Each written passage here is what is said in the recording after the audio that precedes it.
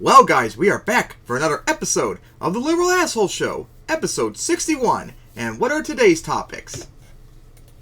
Carl Kulinski's Russo-Ukraine war not peace deal, how capitalism destroyed Russia, Nancy Pelosi's husband attacked, more Post Roe horror, Tulsi Gabbard goes Dexit, Kanye West goes insane anti-Semite, and climate activists vandalize painting. Yeah, a couple of these are quite long, like over 20 minutes, so boy, we're going to have a lot of videos to watch. So anyways, we're going to start off, remember last week we actually talked about this? Kyle Kulinski from Secular Talk recently did his own video on how he would end the Russo-Ukraine war. And it was not really well thought out, and we said we were going to cover it in the next episode. Well, that time has come now, as we're getting ready to do it. As, oh boy, it is wild. And of course it restarts. Welcome everybody to Crystal Kyle and Friends. Today we're going to be talking to Luke Sabat. And of course I gotta go forward into the video. And they walk through it. It's very calm. It's very sober. You know, boom, there we are. Solid. Gabbard went through a whole bunch of different, what if we did this. And I settled on what I think is, the least bad of all bad options to get. It actually is not good though, Kyle. So the reason I want to do this with you here is because you can...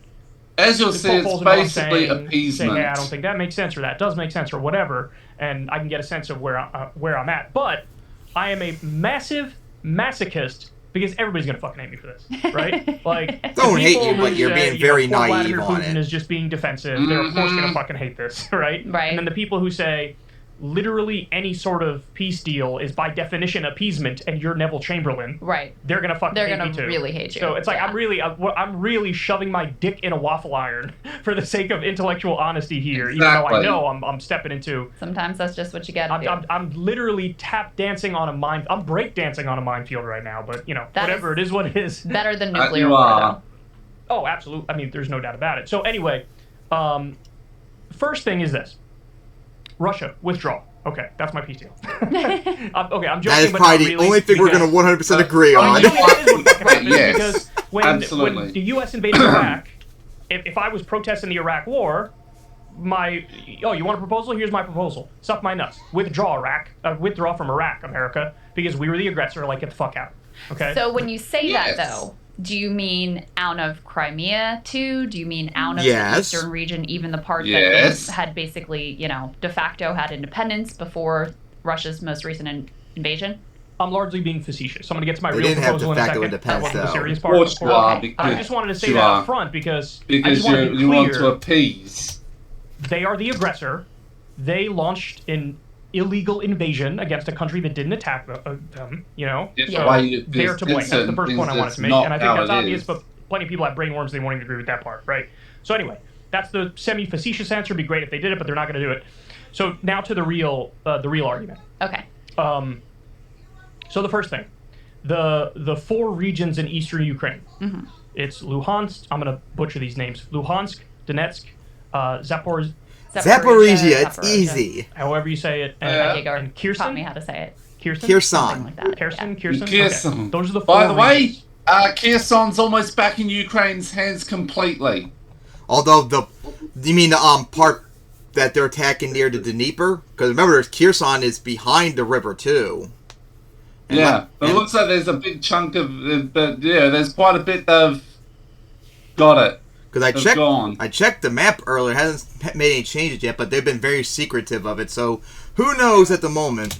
Now, I'm not gonna do a deal where Russia just gets those. Because then what you're doing is you're laying the precedent of a bigger country can invade a smaller country and then just demand shit and then get it. I mean, you say that, Kyle, but your policy, your idea is going to literally do that. You say that, and yet that's basically what you're doing. You can invade any smaller country and say, this is mine now, and then, oh, you don't like that? We'll make a deal and only give me maybe 20% of what I want, right?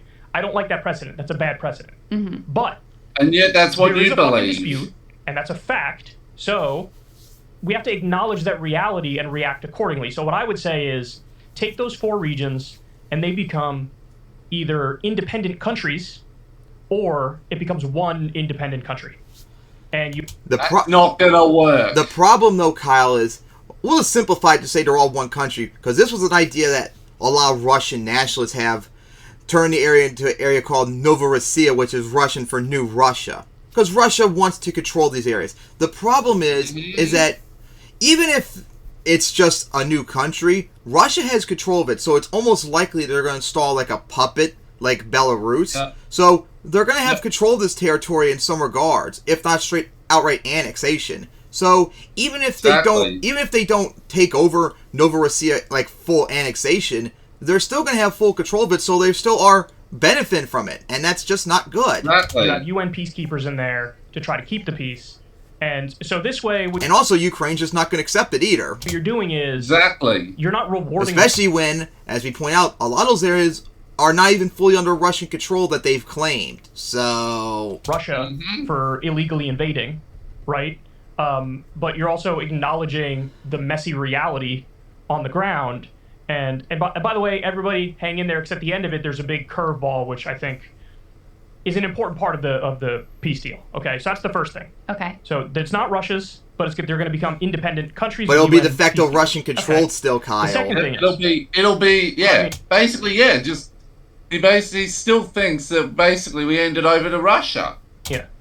And over in Russia anyway. I hate to say it, but it's been gone for 8 years. It's not. I think he said when we were talking, he's saying that Crimea should acknowledge that Ukraine should acknowledge that Crimea is gone forever.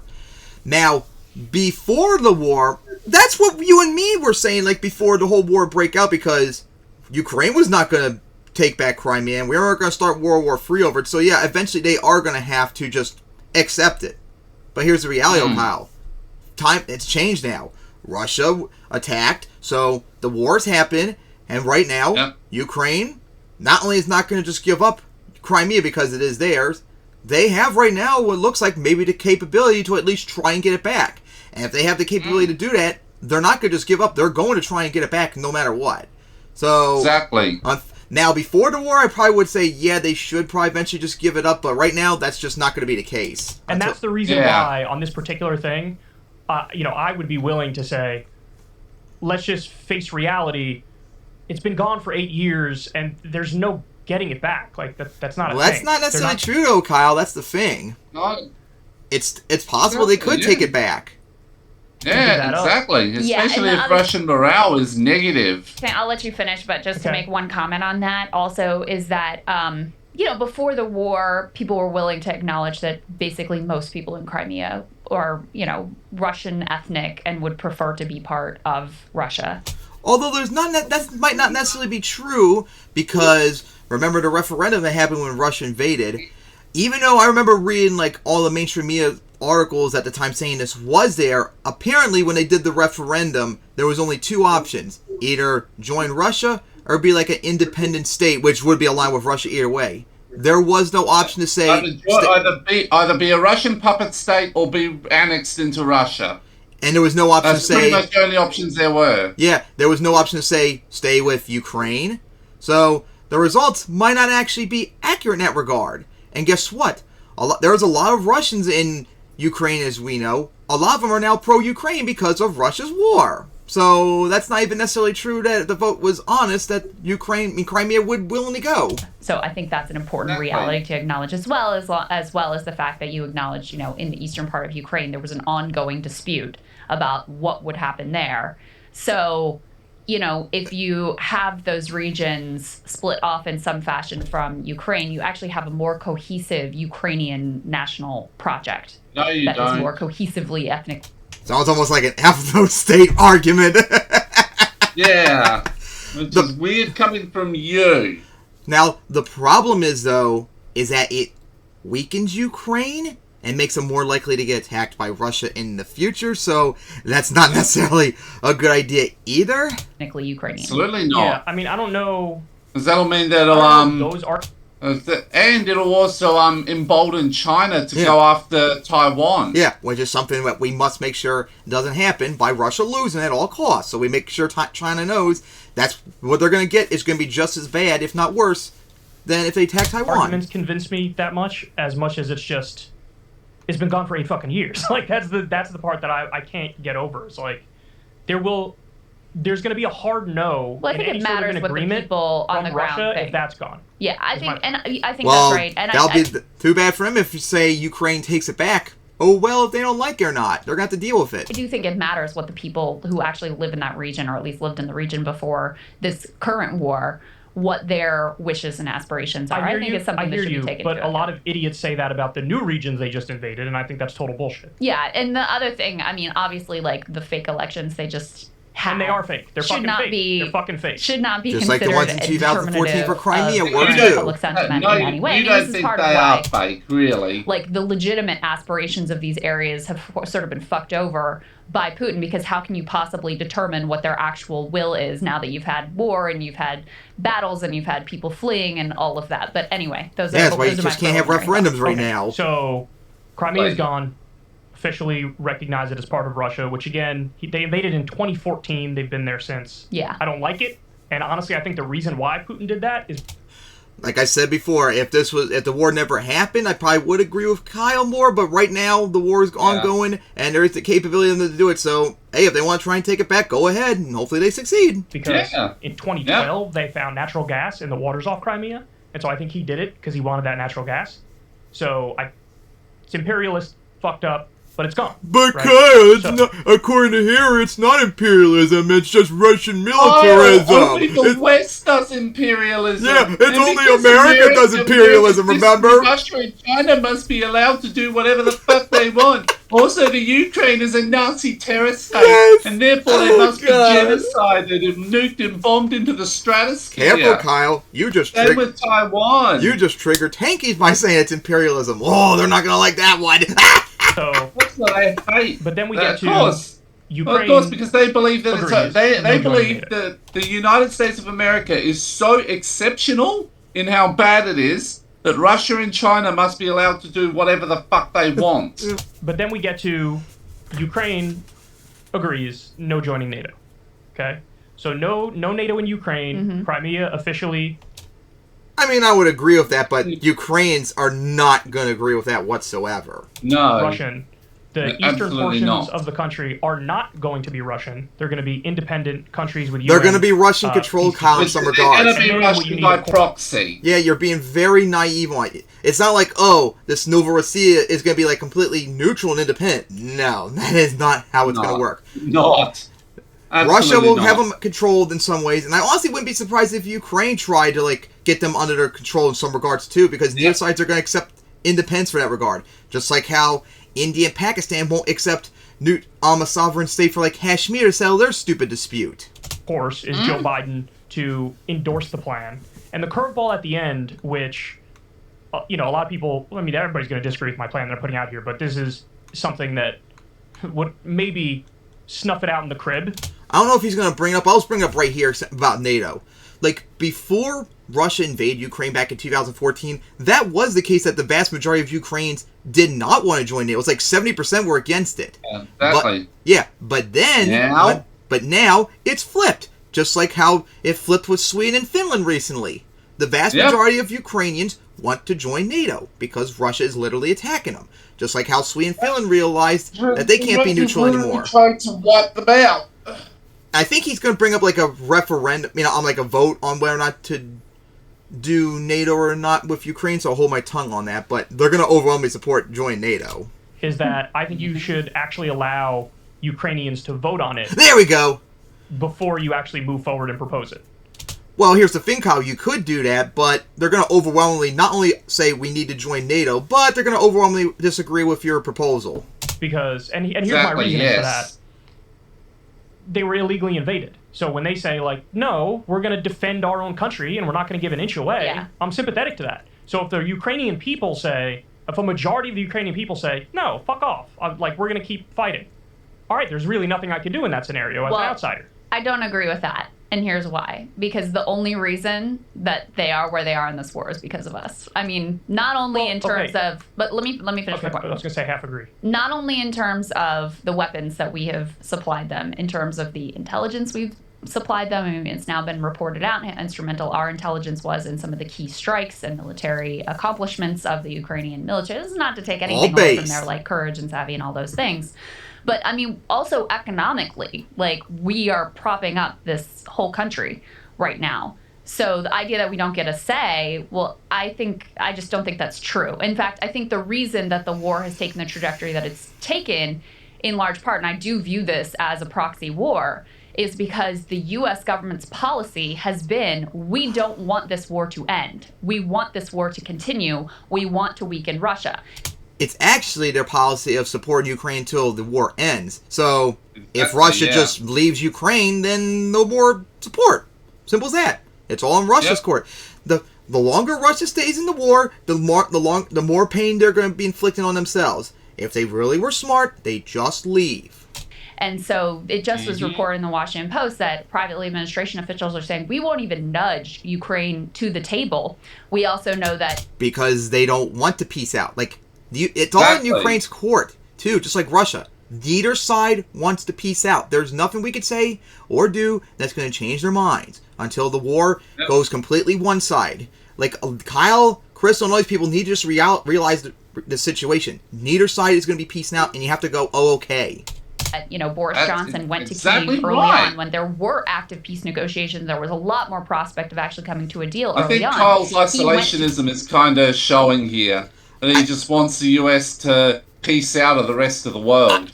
I think a lot of it more to do because they're going to bring up a little bit. I think they're more just terrified of like nuclear war. Like that's like terrify them so much to not think properly. He even delivered what was very likely the U.S. and U.K. message of you are not allowed to strike a peace deal. So you can say, okay, they can have a vote and it's really up to them. But then there's still a decision for us. Are we going to continue to ship them arms? Are we going to continue to support them in the war effort? Because without us doing that, they're kind of dead in the water. Okay, so I was going to address that. Yeah. And the answer is, when Biden endorses the plan, that's a wink and a nod of like, look, if you guys don't take this, that's on you. Like, you're sort of on your own now. Yeah. You've already given them $50 to $80 billion worth of weapons. I mean, I would have stopped after like 3 packages. We're on pack. And here's another naive thing about Kyle. Kyle, you do realize that those supplies are used up within a matter of weeks or months or even sooner, right? Exactly. Like, it's not like, oh, we give them all this stuff and they're good for the rest of the war. No, they need to be continuously supplied until the war is over. If we stop supplying, they're going to run out of goods, and then Russia might actually start taking the initiative back.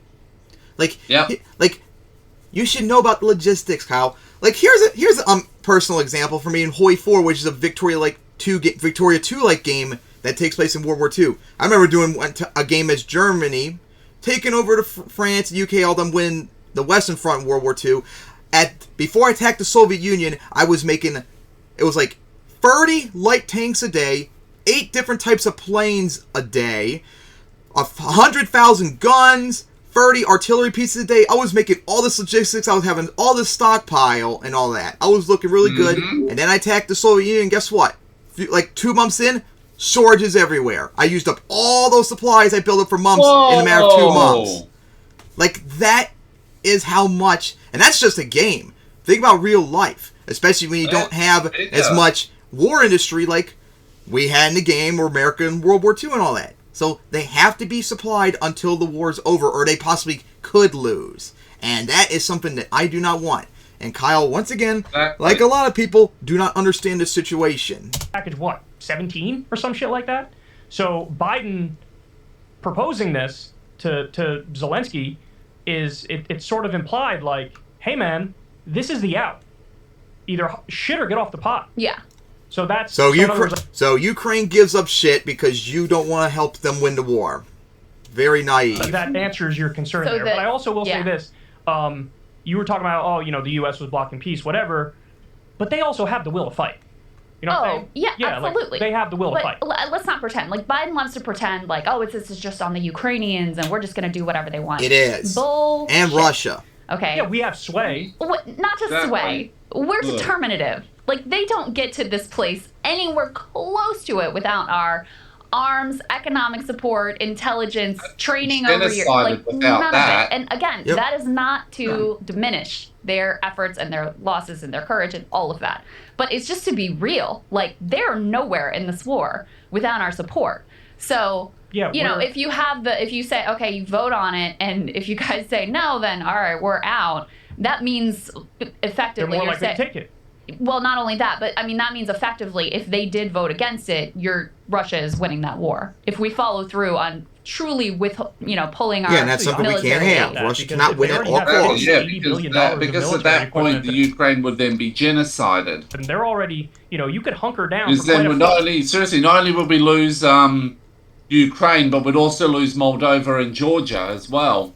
A while with that amount of military support, and it's no guarantee that the rest of the world follows if we stop supporting them with literally anything and everything they want. Most would, and also, even if they didn't, they probably wouldn't have enough logistics to supply Ukraine as much as we do. Like, we single-handedly probably outproduce everyone else that's supplying Ukraine. So much. I mean, the amount that we have shipped and the amount of dollars we've used to support them economically and keep them afloat. Because remember, I mean, the economic damage that they've suffered is catastrophic.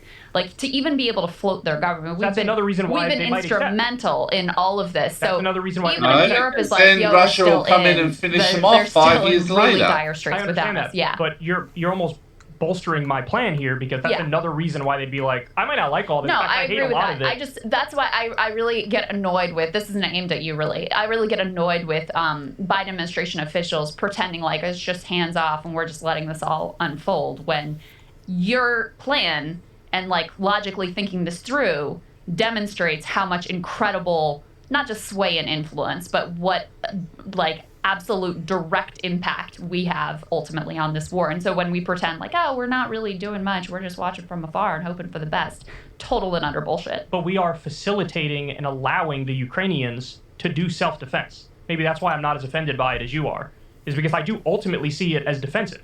Even though we are propping it up, we are allowing it to get, you know what I'm saying? Oh, listen, I totally understand the Ukrainian perspective, and it's absolutely just.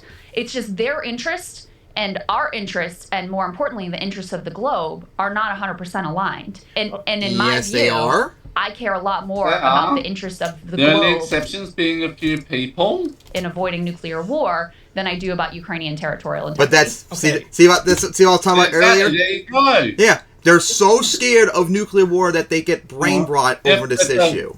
Yep, they're scared that they don't believe in the territorial integrity of Ukraine, Moldova, and Georgia. And you know what else? I actually kind of sympathize and agree with them somewhat before the war, because that's why I didn't want Ukraine to join NATO or give up on Crimea, because I didn't want them to risk a war with Russia and possibly leading to nuclear war. But unfortunately, the war happened against what we wanted, and it's going in our favor somewhat. So no, even for nuclear weapons, we can't surrender. We have to keep fighting. Because here's the reality.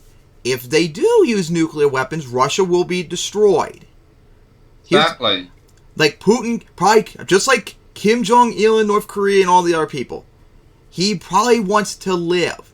If he uses nuclear weapons, he is guaranteed dead, no matter what. And likewise, right now, guaranteed Russia is going to lose. So they have the option either to lose, or he can stay in power, or they lose, and not only is he dead, but Russia's permanently destroyed. Like, it's a lose-lose no matter what. And we have to make that abundantly clear, which the West is thankfully doing. If you use nuclear weapons, you're going to die. So think about it before you even do it. Maybe not, because if, let's say hypothetically, we agree to this deal or some similar like peace deal, right? Yeah. And then Russia's like, great, sure, here, sign off on it, boom, done. And then in 2 years or 3 years, there's another fucking invasion of another country that's right on their border, then it is fair to call this appeasement that didn't work. But the thing is, Kyle, we don't believe Putin, though. I think he will do that. I don't believe Vladimir Putin will, though. Jeez. Yeah, you think he's gonna, just back out forever? No. He'll probably, as soon as the peace over, he'll probably attack someone else, like Georgia. I'm willing to admit, I know I'm proposing a peace deal here. I am freely willing to admit, if I get everything I want here, I could still be dead wrong, and the answer would be wrong. No peace deal. The answer maybe, potentially, could have been, should have been, no, keep giving them fucking weapons. Yeah, that is the correct position, Kyle. You can't do shit like this. If they don't have nuclear weapons, then that idea would have a lot more purchase with me. But they do. I agree. And that's just reality. I agree, which is why we're fundamentally on the same page with it. And so, I mean, you can pretend like, oh, that shouldn't sway you and that shouldn't influence you, but that's fucking reality. And you have to deal with the fact that the risk, right now, the risk of a catastrophic, world-ending nuclear war is pretty high. It's definitely the highest in our lifetime. The problem, though, is that if you piece out, since Russia, we think, would attack someone else again, it's going to make nuclear war even more likely. And here's another thing, too. Since Russia's been threatening nuclear weapons throughout the entire war, if they win and get what they want, that's going to not only bolster them to be more likely to threaten nuclear weapons to get stuff in the future, it will also encourage other countries to get nuclear weapons as deterrents. So you're going to increase nuclear proliferation. No, you have to ignore the nukes at all costs. That's the end of it. If Russia uses them, they're going to die. That's the end of it. You have to keep pointing out to them. There is no way out of this. You must surrender. Definitely the highest since the Cuban Missile Crisis. And so even though, look, I don't like the idea of giving into any of their demands at all. And I understand nothing. Position 100%. That's exactly what you're doing. A lot. The outcome is so catastrophic that it must be avoided at It's avoided by Russia losing the war, and we scared them to death that if they do use nuclear weapons, they're going to die. That's what we have to do. High cost. And the other thing I would say about this, and you and I have gone back and forth on this a million times, but I just have to put it on here again, is I just can't imagine on this idea of, that would be appeasement. No one is going to look at the experience of Russia in all of this, which has been catastrophic for them. They are. And be like, that's something I want to China will when they decide to attack Taiwan. Because here's the reality.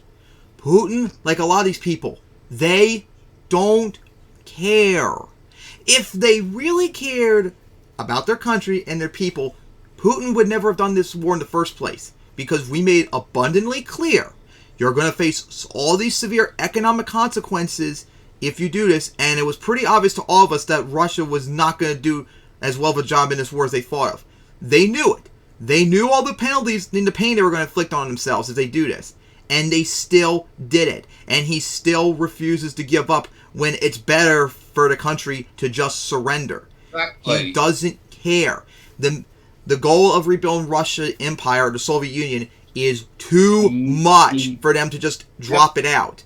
And we have to just beat the shit out of them. It's been dead since before the invasion. Yeah, they will not surrender until they lose. They need to lose so badly that they're permanently pacified, like Germany and Japan were after World War II. They're not going to surrender until you force them. And that's why Russia must lose this war at all costs. Even if, we give them Crimea and these regions are independent or whatever, and they feel like, we got our way, which first of all... That's the face-saving thing. Yeah, I mean, it is face-saving, because ultimately they de facto had Crimea anyway. Exactly. But, Russia has been barely able to prosecute this war, and has burned through lots of their stockpiles and many of, thousands of their people and lots of political will, and the, regime may be on shaky political footing. It's hard to tell from the outside at this point. Even if they were like, that was really great, let's do it again. It would be worth it for Putin's eyes if he got what he wants, which your plan would give him what he wants. Because they've been so, economically and militarily undercut by their own actions here. So I am very skeptical of the idea that anyone would look at a deal similar to what you're proposing, which I think that would be the general outlines of, something like that would be the type of deal that would be struck, that anyone would look at that and that would be like, that was awesome for Russia, and I want to do that. Putin will think it is, and that's all that matters. So, let me just say, I hope you're 100% right. I hope you're 1,000,000% right. I would like nothing more than the exact thought process that you're talking about here, which would... But that won't happen, though, Kyle. Putin from trying something like this again in the future, which would mean if that's the case, then I think my deal is honestly genius, and it wasn't appeasement. It was the correct thing to do at the correct Your time. Your deal is a genius, though, Kyle. And it will embolden China to attack Taiwan. The economic hit and the dissent of the public more than he values the goal of gaining land and bringing back the glory. He values the goal. Because if the textbooks view him in the future as like, he brought us back to our glory, he gained more territory, he'll say the price was worth it. I don't think he cares about his own power and not losing his life. Well, I mean, they talk about in that article, though, the War on the Rocks one, about how he obsessively watches the death of Gaddafi and is like, sort of, I mean, these are people who want to preserve their life and preserve their power. And his legacy. And ultimately, I think those are the things that are going to, be more influential both for him and for other autocrats like him. Okay, he might be terminally ill. He might die soon. I think he wants to be able to say, yeah, I brought us back to the former glory of the Russian Empire. We got back territory that we had given away wrongly when the Soviet Union broke up. I don't see that anyone could take that as the conclusion away from the sequence of events. I mean, you don't know what he values, though. That could be what he values more than whatever. He does value that more. Kyle, I should be right for once. How could anyone argue this restored them to their former glory? They're global pariahs now. It's about 100-year view. Even China and India are like, we're kind of not feeling you on what you're doing right now. It's about 100 years in the future. He wants to have a legacy, and he's trying to make this his legacy. That's all I'm saying. All I'm saying is that's possible. I hope it is right. possible, but that is what the reality is. It's not worth it because of all these fucking downsides, and we could list 20,000 downsides for him, and you're right about all those things. Yeah. All I'm saying is don't be 100% sure in that analysis, because I am 100% sure. Value the gaining of the territory more because you're a naive idiot. But to zoom out again, I'll take, I won't say 100%, right? I think I'm right that no one would look at this and be like, this was great, let's do it. This was good for Russia and my legacy and whatever.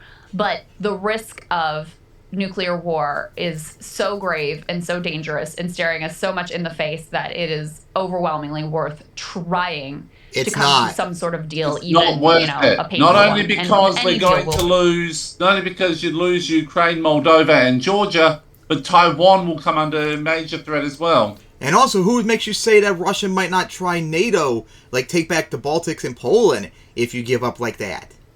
Like, they have to lose so badly that they realize we can't do this anymore. We have to surrender. It'll be a painful one. I think it'd probably go for the. I think probably if you try that, it'd probably go for the Baltic states first, because he knows Poland's a lot bigger than the Baltics. And Poland will actually put up an even bigger fight than Ukraine would, because they're basically building up their army.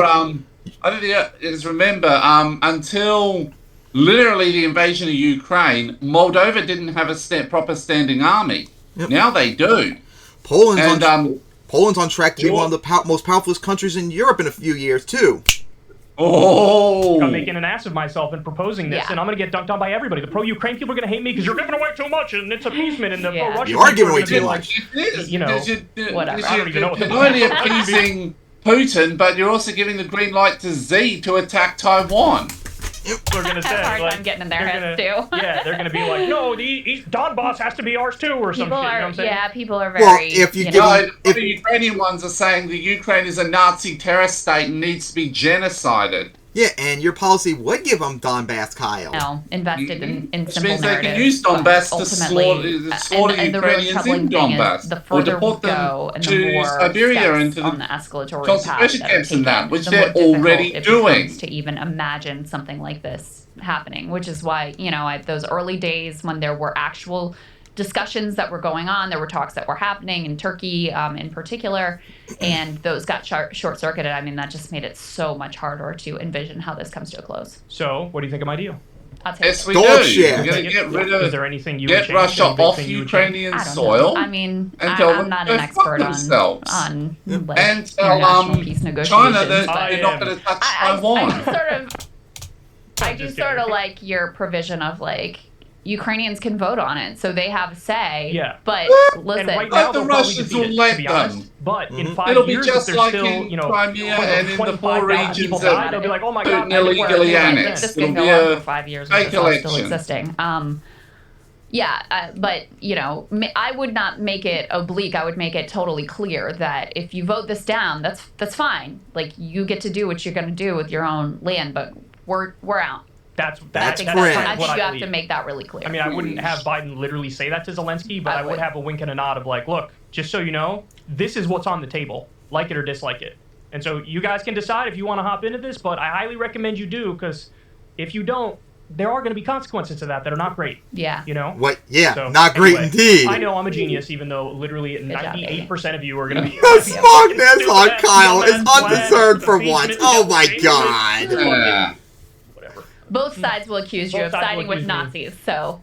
They'll make some sort of Nazi Both sides will accuse me of siding with Nazis. Both sides will accuse me of being a dupe. Both sides, all this. Well, you are being an idiot. But, you know, look, I want some sort of negotiation, some sort of peace deal, and even if that means, let's say it doesn't work, let's say it is appeasement, let's say 3 years from now there's another invasion in another place. Which it would be. Nuclear war. Yeah, because then we just kick the can. You would be calling for the same thing to happen again until all of Ukraine, all of Moldova, and all of Georgia are under control of Russia, and all of Taiwan is under China. All right. I really seriously, honestly wonder what Kyle and all these people would say if Russia threatened nuclear war on America if we don't give them back Alaska. I really wonder what they would say on that, because that used to be part of Russia when they sold it to us in the 1860s. I really wonder if they would just buckle like that. Probably would. I wouldn't surprise me if they would, because they're fucking idiots. Oh my god. Because they're so scared of nuclear war that they'll be like, right, all right, Russia and China, you can do whatever the fuck you want. Just don't just don't blow up the Earth. Guess what? You're not going to beat America that easily, buddy. You can't, Russia. You can't. Anyway, doing something like that will make it more likely for Putin to nuke Ukraine. Yep. You're not going to ever beat America if you mess with us. Don't make the same mistake the South, Japan, and Al Qaeda did. So yeah. What do you guys say about this absolutely cringy, shitty idea that Kyle did? He's basically wanting to appease Russia and give the green light for China to invade Taiwan. I have a better idea for a proposal if you want to hear it. Sure. So here's my idea. How about Russia gets out of Ukraine completely, including Crimea, and they go fuck off? Now that is an actual fair deal. And I could make it even better for Ukraine, and that would require Putin going. Russia has to pay all those reparations that they owe for destroying Ukraine, but I'm willing to let that go if it'll make it more likely for Russia to give up. So it's not even as fair as it could be, but hey, now that is an actual fair deal. How about that one, Kyle? Much better. Suck on that, Kyle. Alright. Total isolationists. So now, on to the next topic. As we just saw a video last time about from Second Thought, and this one I've been talking about for a long time. How capitalism destroyed Russia. I've talked about so many times over the years. You do know that one thing I want to note is a lot of tankies are going to use that to be anti-Semitic. But anyways, as we all know, the Soviet Union used to be communist, but then when they collapsed, Russia went capitalist. But they went capitalism in the absolute worst ways, and honestly to the point where they experienced, I feel like, the same things like Germany did after World War I, and that led to the situation we're in, like with Putin and Hitler. So here is an awesome video from Adolf Putin and Alexander Mussolini. Yep. So let's watch the video, although unfortunately Second Thought tries to get too hardcore socialism and denies that to the point where he sounded like he was denying social democracy would not fix Russia, which is really dumb. So let's watch this. This episode and others like it are made possible by the generous support of my patrons on Patreon. Here's a parliament building being shelled by its president. Here's a starving Russian. And here's Mikhail Gorbachev with a big old pizza pie. This week, we're talking about liberal shock therapy.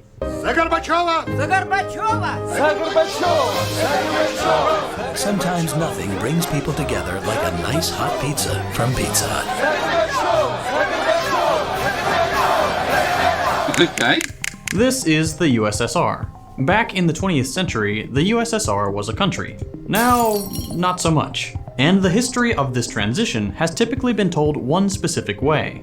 As you probably already know, in the West, the end of the USSR is a story of inevitable triumph, a sort of teleological proof of the superiority of capitalism and the definitive nail in the coffin for any kind of socialist project. You'll certainly have experience. The Soviet Union really wasn't even socialist, though. That's the thing. I think I've heard state capitalists. That's more like China. Russia, I think, became more state capitalism towards the end when they allowed Pizza Hut and McDonald's in, but They really were not socialists. They were more like planned economy and all that. It's this yourself. But all over America, and in Western countries in general, people are taught pretty early on about events like the fall of the Berlin Wall, or Reagan's speech by the Brandenburg Gate. From these moments, the story goes, came the inevitable end of the USSR, of the Cold War, and to some, even of history itself. The story is usually told as though it couldn't have gone any other way. Capitalism was always going to win in the end. It's a very Marvel movie kind of way to tell history.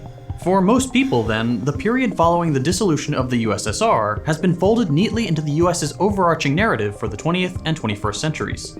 It's a narrative of manifest destiny, where the US is the vanguard of democracy for the rest of the world, and extends freedom and peace and justice benevolently to all who suffer under the yoke of tyranny. Unless we disagree with you, and then we'll put a dictator in that supports our interests.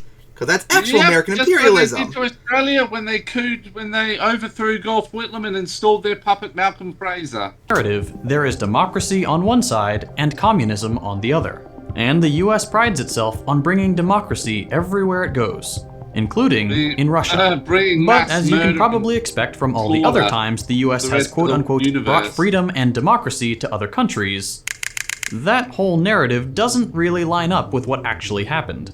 The end of the Soviet Union was not the arrival of democracy to the former Soviet countries, Russian capitalism was not the product of a democratic reawakening, and it was certainly not inevitable. The whole transition period between the Soviet era of Russia to its modern capitalist iteration was, in reality, a time of brutally anti-democratic violence, massive and immediate misery for millions, and the beginning of a new period of insecurity. And it all started with a process called shock therapy. YouTuber Notefuckers, who's Russian but currently lives in Georgia, has actually talked about this in his videos fairly recently. What YouTuber? NFKRZ. That sounds familiar. I think there is a Russian YouTuber that I watch too. You probably have to show the link. You probably have to show me your channel later to see if they're talking about the same person. As you might already know, in economics, shock therapy is the process of suddenly transitioning from a planned economy to a capitalist economy. Anarcho-neoliberalism, guys! Shock therapy is the abrupt, simultaneous, and top-down implementation of multiple capitalist economic principles where they once did not exist. The kinds of policies implemented are usually centered around your typical capitalist stuff like privatizations, as well as things like removing price controls, opening the domestic economy to international capital, and of course, austerity politics. The goal of shock therapy is to bring in rugged, quote-unquote, free market, neoliberal capitalism quickly and at pretty much any cost. It's called shock therapy by its advocates to try to evoke a positive, almost medical notion of economic transition. Something like ripping off a band-aid. A little shock at first, but an overall therapeutic outcome in the end. In reality, though, shock therapy is about as gentle and medical as a bath with a toaster. And it can hardly be said to have cured any of the countries where it's been implemented.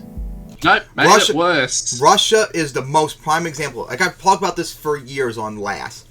Russia's economy in a few years, just a few years after the Soviet Union collapsed, contracted by over half.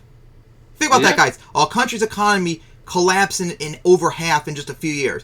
America, just imagine that to America. America's GDP is like 22 trillion. Imagine cutting back to 11 trillion. That would be about where it was in the 90s, for crying out loud. Yep.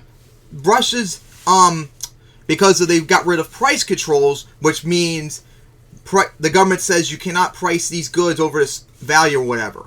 But when they got rid of that, prices became way too high. And because of the collapse and all the austerity, inflation, because Russia suffered severe inflation at the end as well, prices went too high, and people lost millions of jobs because of the Soviet Union collapsing, because it was a planned economy, remember? So no one had no money, no one could buy anything, and that's why, unlike America, who went through the awesome, peaceful economic period of the 90s, Russia had the exact opposite. Because that hardcore form of instant capitalism does not work, especially in a post-communist country. It was a horrible idea. Here, there's only two options you could have done. You could have done what China did, who did the exact opposite of the Soviet Union, was slowly become capitalist throughout the 70s into the 90s, and look at them. Now they're the second biggest economy in the world, for crying out loud. The exact opposite Russia went through. Russia died, China grew. They're headed for their own financial apocalypse. Yeah, and or an even better option is to force on them social democracy like the Nordic countries, economics, mixed economies, where some things are still state-controlled. Yep. Which Russia is used to and is experts at. But that's not all. The term shock therapy has more recently come to have a sort of double meaning. Not only does the shock part of shock therapy evoke the sudden pace of change and the electric violence of the whole process, as we've already covered, it also captures the, let's say, convenient use of shocking events to push capitalism through at breakneck speed. In the words of Naomi Klein, shock therapy is the brutal tactic of using the public's disorientation following a collective shock. Wars, coups, terrorist attacks, market crashes, or natural disasters to push through radical pro-corporate measures. So, what did all this look like in Russia? For starters, in order to bring shock therapy to Russia, the idea of democracy had to be severely, let's say, reinterpreted. Following a wave of liberalization under the last president of the USSR, Mikhail Gorbachev, and the continuing effects of the Cold War, the USSR was suddenly, illegally, and undemocratically dissolved from within. Boris Yeltsin, then president of Russia, a republic within the USSR, signed an accord with the heads of two other Soviet republics to mutually recognize each other's independence. The leaders of Ukraine, Belarus, and Russia all sat at a table, called themselves and each other independent countries, and then they just were. At the end of the day, to be a country, you really only need to say you are and find another country to agree with you. Just like that, the Soviet Union was functionally over, since without the U, that was pretty much it for the SSR. A couple weeks later, then, Gorbachev resigned as leader of the USSR, and the Supreme Soviet, the equivalent of a parliament or a congress, announced the formal dissolution of the Union. I summarized that pretty quickly, and that's partly because things happened really fast in real life, too. The sudden dissolution of the USSR really caught Soviet citizens by surprise, since just a couple months earlier, the USSR had held a countrywide referendum in which 80% of the population voted overwhelmingly in favor of preserving the Union, with some reforms to how it would function.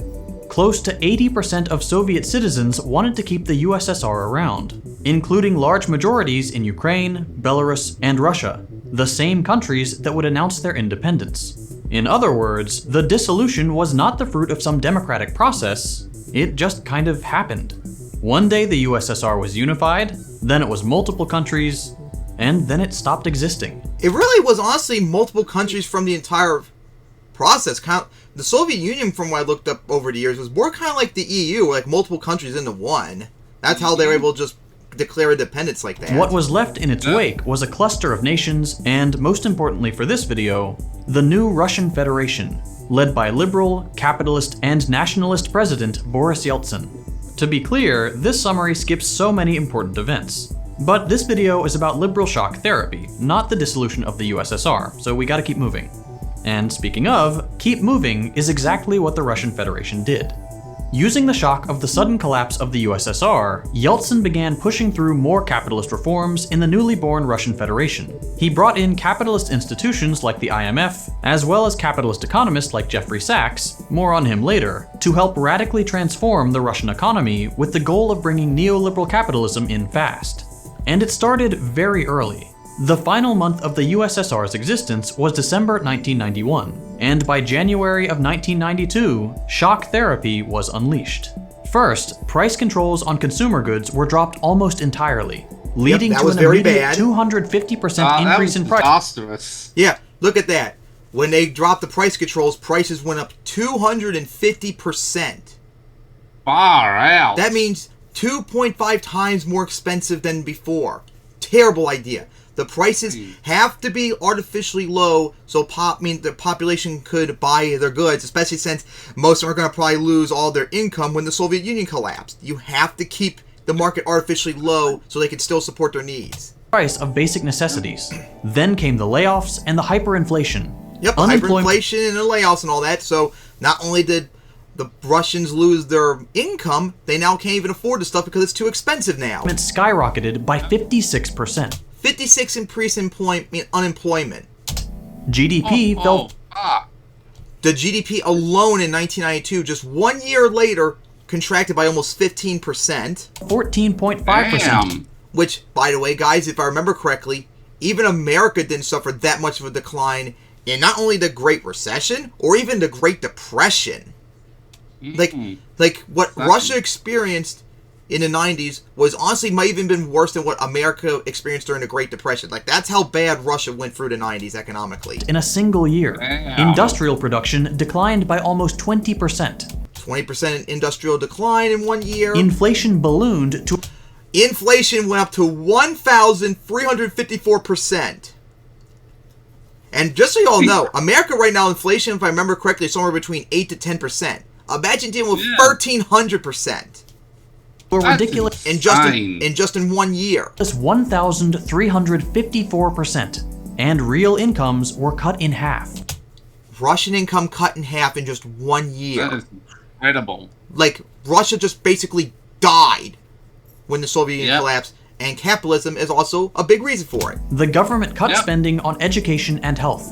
And between 1989 and 2002, deaths increased by 12.8%, and life expectancy for men declined by a full 6 years. Yeah, I've talked about this before. Life expectancy in Russia for both men and women declined massively. And still to this day, 30 years later, Russian men live less long as they did back before the Soviet Union collapsed. Between 1991 and... Just think about that, guys. In the span of 3 years, your life expectancy is cut by 6 years. Just think about that. 1994. For reference, the drop in life expectancy due to COVID is about 1 year in the US. When I say Russia died, I literally mean it died. It's not all. According to Tony Wood, an author on the transition to modern Russia, the ILO classified 85% of Russia's citizens as under the poverty line in 1992. Far out. Just so you all know, before the Soviet Union collapsed, because they were so hardcore preventing poverty and all that, poverty was only 1% of Russians before the Soviet Union collapsed. And in 1 year went to 85% because everything just died. Which the Yeltsin government swiftly corrected, quote-unquote, to a teeny tiny 35%. Or in other words, 1 in 3 people. And all of this, mind you, after the USSR stopped being at war with the world's largest economic and military power. This humanitarian crisis happened not during a violent, paralyzing war, but during a time of relatively unprecedented peace for Russia. These reforms and crises were accompanied with a decree from Yeltsin allowing anyone to sell anything at any time with no permit anywhere in Russia, prompting recently impoverished Russians to fill the streets in makeshift bazaars selling family heirlooms, personal belongings, and really anything they could to make ends meet. Perversely, this was commented on by Jeffrey Sachs, the economist leading the shock therapy project in Russia, as evidence of spontaneous market activity, as though people were being good little capitalists and not desperately trying to salvage what they could to stave off hunger. Unsurprisingly, as a consequence of this whole mess, organized crime found a welcoming home in the chaotic and deregulated environment of capitalist transition, leading, according to multiple accounts, to the development of the Russian mafia. But still, that's not all. We haven't even gotten to the privatizations. In 1992 alone, 47,000 state companies were privatized, a number that nearly doubled to 90,000 by the end of the following year. Companies formerly integrated into the planned economy were cut up into shares and offered for sale to the Russian people. Well, that is, in theory. Unsurprisingly, this process was done in a quick and dirty way that completely screwed over Russian people immediately. To privatize the economy, Soviet industries within the planned economy were available for purchase in shares. Russians would receive a voucher, worth about $20, with which they could technically buy shares in privatized companies, or if they wanted, they could just resell them. As common sense would suggest, when you're starving, a share isn't worth as much as cash. But regardless of what Russians did with these vouchers, it was almost always a losing investment. Behind Yeltsin's rhetoric of creating a society of, quote, millions of owners, was the reality that Russian capitalism was being built to look like every other capitalism. Top-heavy. Like a shampoo bottle. Like when you flip it over to get that last little bit of shampoo from the bottom by getting it to the top.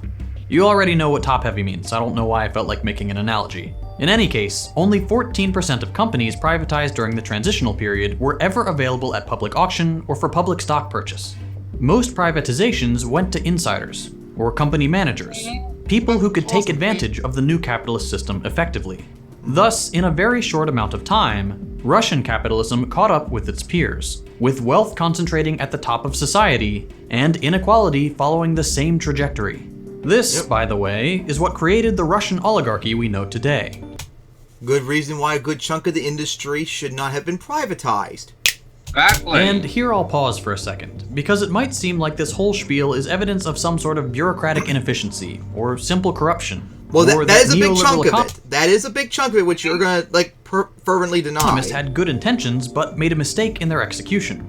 That, in theory, this process could have happened in some fair and productive way. Yeah, it could have. But no. It could have. Sorry, you're wrong. One, it could have. Even if privatizations had been coordinated fairly, it wouldn't have mattered. Capitalism naturally tends towards the concentration of money at the top, regardless of if there's a fair starting point. Yeah, under social democracy, though, like Norway, the Scandinavian regions, the floor would be much higher, so Russia would not have suffered as much as they would otherwise they did. The oligarchy we all know and love would have shown up. It might have just taken a bit longer.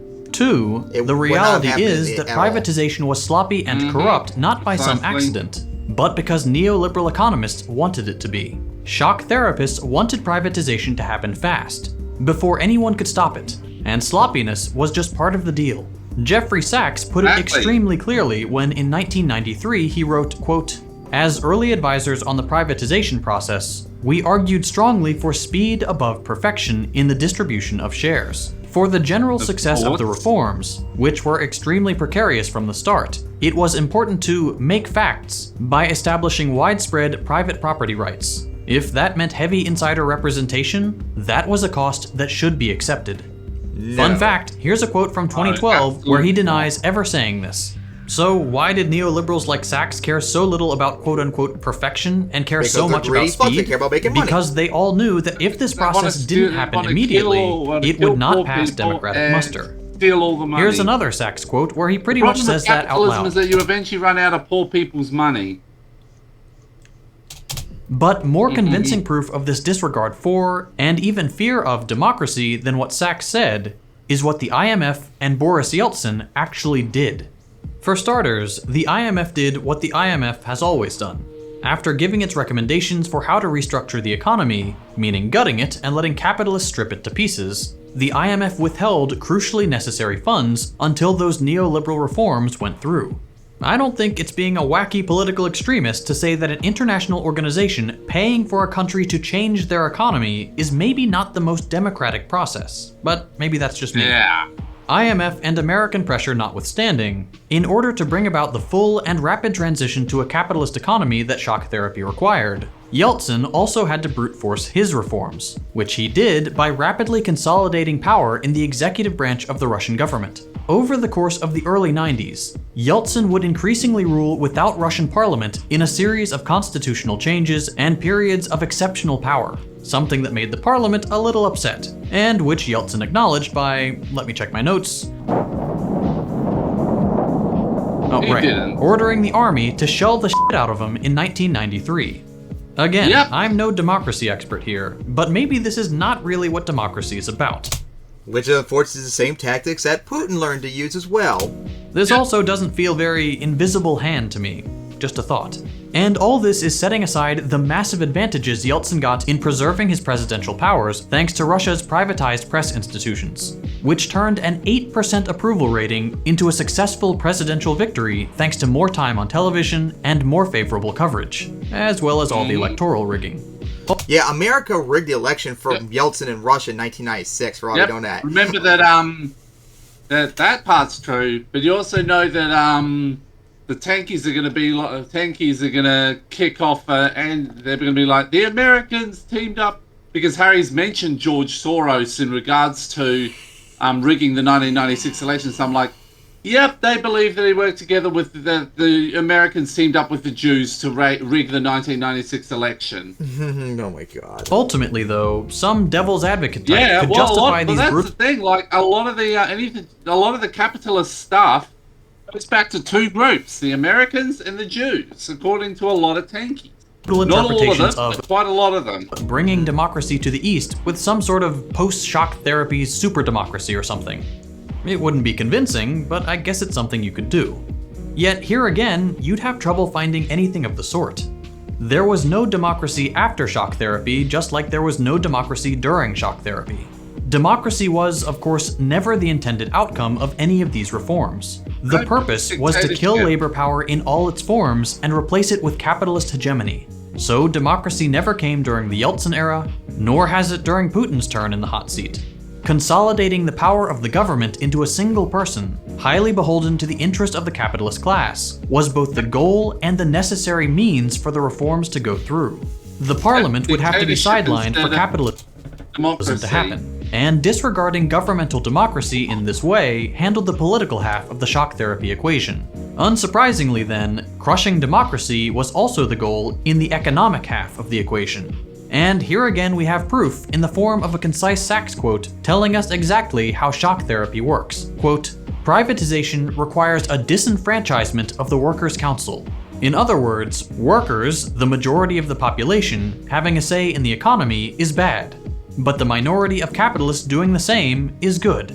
In short, capitalism went through by destroying any governmental exercise of democracy and any democracy in the sphere of economic production. All that is left after this thorough gutting of the democratic process is sham elections and the domination of the capitalist class Russia is characterized by today. The picture you get from this series of events is one that's pretty contrary to how Russia's historical trajectory usually gets depicted. That is to say, with an undemocratic communist regime being saved by capitalism and democracy only to be perverted later by Vladimir Putin. As the historical record shows, that's just not what happened. Democracy was never the goal of the transition. It was never even the means of this process either, and therefore, it ultimately only served as a rhetorical smokescreen for acts of heinous state and market-based violence. Setting up an undemocratic government and an undemocratic economy was the only way to bring capitalism to Russia for its liberal reformers. So, like for Chile and other patients of the shock therapy treatment, it was not democracy that came to Russia, but political repression and economic domination. Now, just a few decades later, we see even more consequences of this system, which has recently given us the Ukraine conflict. The concentration of wealth into a few hands, and a domestic Russian economy pared down to a complete dependency on oil and gas by the forces of international market competition, has predictably resulted in the capitalist class of one country battling the capitalist class of another to see who will get to profit from fossil fuel exports. This battle is not just numbers on a screen. It is fueled by the loss of human lives in an actual war, and will most likely result in a ruthless and certainly fatal winter for a whole continent. It's high time for actual democracy and actual peace, and capitalism will never provide that. Yeah, you're a little bit too socialist in that regard. So what do you guys say about that video? The end bit's a little bit over to the top, but otherwise largely agree. But yeah, of course we don't agree on the one thing though. So Russia could have been a social democracy. It could have happened. It just needed the right people in charge that actually wanted to do that. And of course what happened did not happen. And of course what happened to Russia in the 90s led to Putin getting in power, just like how the Great Depression helped lead Hitler to get in power. Alright, yep. So now, on to the next topic. That would be... Oh, and Czech General. Is this the guy? Yes, it is! Yep. No, I didn't notice that first because he changed his profile picture. Used to be like more blue. Mm-hmm. But yay, nice to see we're following the same person. But anyways, on to the next topic. Nancy Pelosi's husband attacked. And this literally happened last night at 2 a.m. in San Francisco. Someone broke in to Pelosi's house over in San Francisco and attacked her husband, saying, Where is Nancy? Where is Nancy? And all that. So, he got attacked with a hammer. Last I checked, he's fine in a hospital and the guy was arrested. But of course, since we don't know much about this since it just literally happened overnight, but it's pretty obvious. Just like with January 6th, the people wanted to kill the politicians there. This person obviously wanted to kill Pelosi.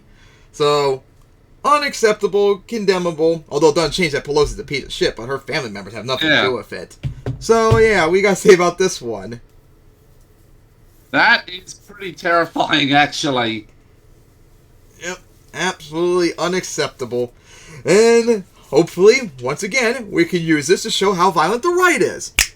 Yep. Yeah, please don't attack family members of evil pieces of shit like Pelosi. Don't even attack her either. Point out she's a piece of shit and vote her out, but no violence. Come on, we're supposed to be better than that. But then again, the right has no limits, as we all know. Oh my god. So hey, nice to get past a short topic for a moment. So now, on to the next topic. Alright. Give me a moment. More Post Roe horror. Yeah, there was literally like 2 or 3 options that Kyle covered just recently, so I had to pick just one of them because it was short since the other videos are really long. Dying Missouri women denied abortions and sent to an anti-choice clinic. Oh my god, feel bad for a woman dying because they can't just simply get an abortion and have to deal with pro-life retards. And oh my god, Kyle, can you please fix your videos and stop doing this intro for like a whole minute before the video? I'm getting tired of it. Yes, what a hero! People in the teeth and feed them to... and so that didn't go over too well. Because then she decided to copy Ronald Reagan and Margaret Thatcher. We're still going, like 2 minutes in. Further up real quick, before we jump into the stories. Subvert the algorithm.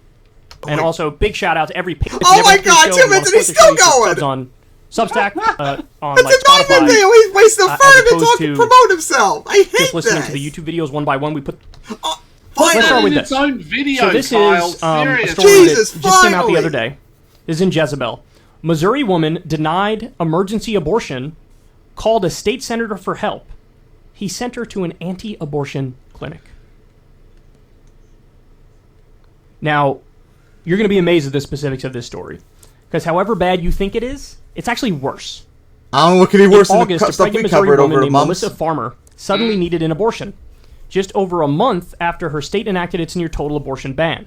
Her water had broken 17 weeks into her pregnancy, and her medical records indicated a number of health factors placing her at greater risk of pregnancy-related complications, including increased risk of sepsis, loss of her uterus, and even death. Farmer is also 41 years old. Doctors treating her recommended an abortion, but of course couldn't provide her one under state law, reported the Springfield News Leader. Farmer and her partner consulted with doctors and experts across several states and made countless phone calls with, in her words, a baby dying inside me. They learned there was no way for their wanted pregnancy to be viable or even last another 6 weeks, since Farmer's cervix was already open. If she waited it out, she and the fetus could suffer tremendously. Quote, the thing a doctor said was, there are things worse than death, and I have seen it. In other words, if you don't get an abortion right now, your fetus is going to be in excruciating pain, and you're going to be in excruciating pain, and it's going to be terrible for everybody all around. But pro-life retards don't give a fuck. Farmer told the newspaper she always identified as, quote, not pro-life, they're pro-murder. Yep. Pretty pro-life. Pro-murder. But she found herself seeking abortion care. Anyway, even calling her state senator's office to seek help, she didn't find it. The office of her state senator, a Republican named Bill White, told her the state ban that was literally jeopardizing her life was, quote, actually designed to protect the woman's life. Farmer recalled telling White's aide, it's not protecting me. There's no chance for a baby. She's not going to make it. It's putting my life in danger. She continued, I'm 41. It's not something I can recover from quickly. I could lose my uterus. There's a lot of things that could happen. We just want to move on. We just want to grieve. White's office promised it would talk to the state's Attorney General Eric Schmidt on her behalf, and then connected Farmer with an anti-abortion crisis pregnancy center in the state. Farmer never heard from White's staff again. So, this is one of the many dirty tricks that's used against women who are in need. There's all these clinics that get set up, mostly in red states, where it looks like it's a Planned Parenthood. It looks like it's to help with, reproductive health care. But in reality, it's the opposite. They are basically Christian organizations that put up this veneer of medical seriousness. And ultimately, they're propaganda centers that try to basically, prod women out of getting an abortion. They'll say, oh, yeah, you'll be really depressed if you get it, and it'll be terrible, and all these women regret it. Here's some literature about that, and here's some adoption information if you want. They just exist to prod you in that direction. Now, that's bad enough as it is. But imagine being pushed in that direction at a time when you're literally at risk of dying, as she was. All these health problems, totally not viable fetus. The medical option is an abortion. Nope. So look, add this to the list, right? How many of these stories have we given you guys since the overturning of Roe versus Wade that are just absolute nightmare stuff? A girl being pregnant from a rape. Someone born with a skull, and something else, I think, too. Like, the list goes on and on and on. And we're going to keep North Carolina is planning to have their rules are planning to allow murdering women who are seeking abortions too. Like, in addition to a total abortion ban with absolutely no exceptions. Like, we gotta keep pointing this out, everyone, because none of these horrible things would be happening if Roe v. Wade was not repealed. Like, these policies lead to women dying, and pro-life retards don't give a single shit about it. Because they're 10-year-old rape victim being denied an abortion. And they're evil, too. That was in Ohio. In Louisiana, a woman had a skullless fetus and was denied an abortion. Stories you covered, remember? Okay, yep. Cancer patients who were denied abortions. Yes, we covered that too. There was a judge in Florida who said the 16-year-old is not old enough to determine whether or not they can really get an abortion. But apparently they are old enough to raise a child. Again, the list goes on and on and on. And seemingly every other show, we have another night. There are women who aren't even getting abortions, but can't get like medication because they can possibly be used for abortions. Which is, we covered too, absolutely pathetic. Mm-hmm. There was one video I almost wanted to pick, but it was too long. There was one video Kyle covered about women having to literally go to Mexico to get abortion pills, for crying out loud. Nightmare story. Well, guess what? This show we have 2. So I have another one to give you later. But this is... That was probably it too. Mm-hmm. This is insane. This is insane. Don't get me wrong. Like, this is evil. There's reasonable disagreement among reasonable people as to what is the line, where is the line, how nuanced should the regulations be, and all that stuff. That's all fair game. But make no mistake about it, the actual far right position is a total hellscape dystopia. Exactly. It is, and this, you're seeing the results of it now. And so this was the main reason why Democrats all of a sudden swung the midterm elections back to being even for a while, because of Roe versus Wade, because that was overturned by a Republican Supreme Court. You know, people think this is authoritarian. People don't agree with this. And so this stuff really needs to be highlighted as much as possible, and people need to be reminded basically what's at stake. If the Republicans take over every branch of government, they will absolutely try to do a national abortion ban. Absolutely, they will. They won't have the numbers. As soon as they get an opening, they're going to take it. And also, Biden is the president, so he's going to veto it, you know. And they don't have the numbers. Remember that they probably, aside from doing that, they're just going to spend all their time impeaching Biden. And they're going to fail every single time. Just impeach the entire Democratic Party. Yep. But yeah. It's not going to work, and if you try it, all of us blue states are going to say, fuck off, and we're not going to listen to you. See, look, we all naively thought at different times, well, you know, we're over certain debates, right? No.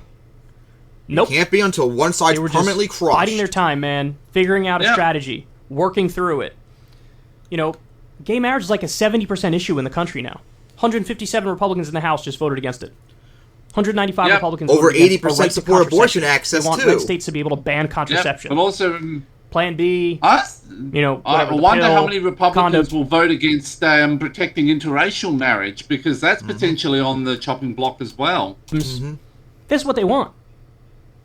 The extremism was just barely underneath the surface.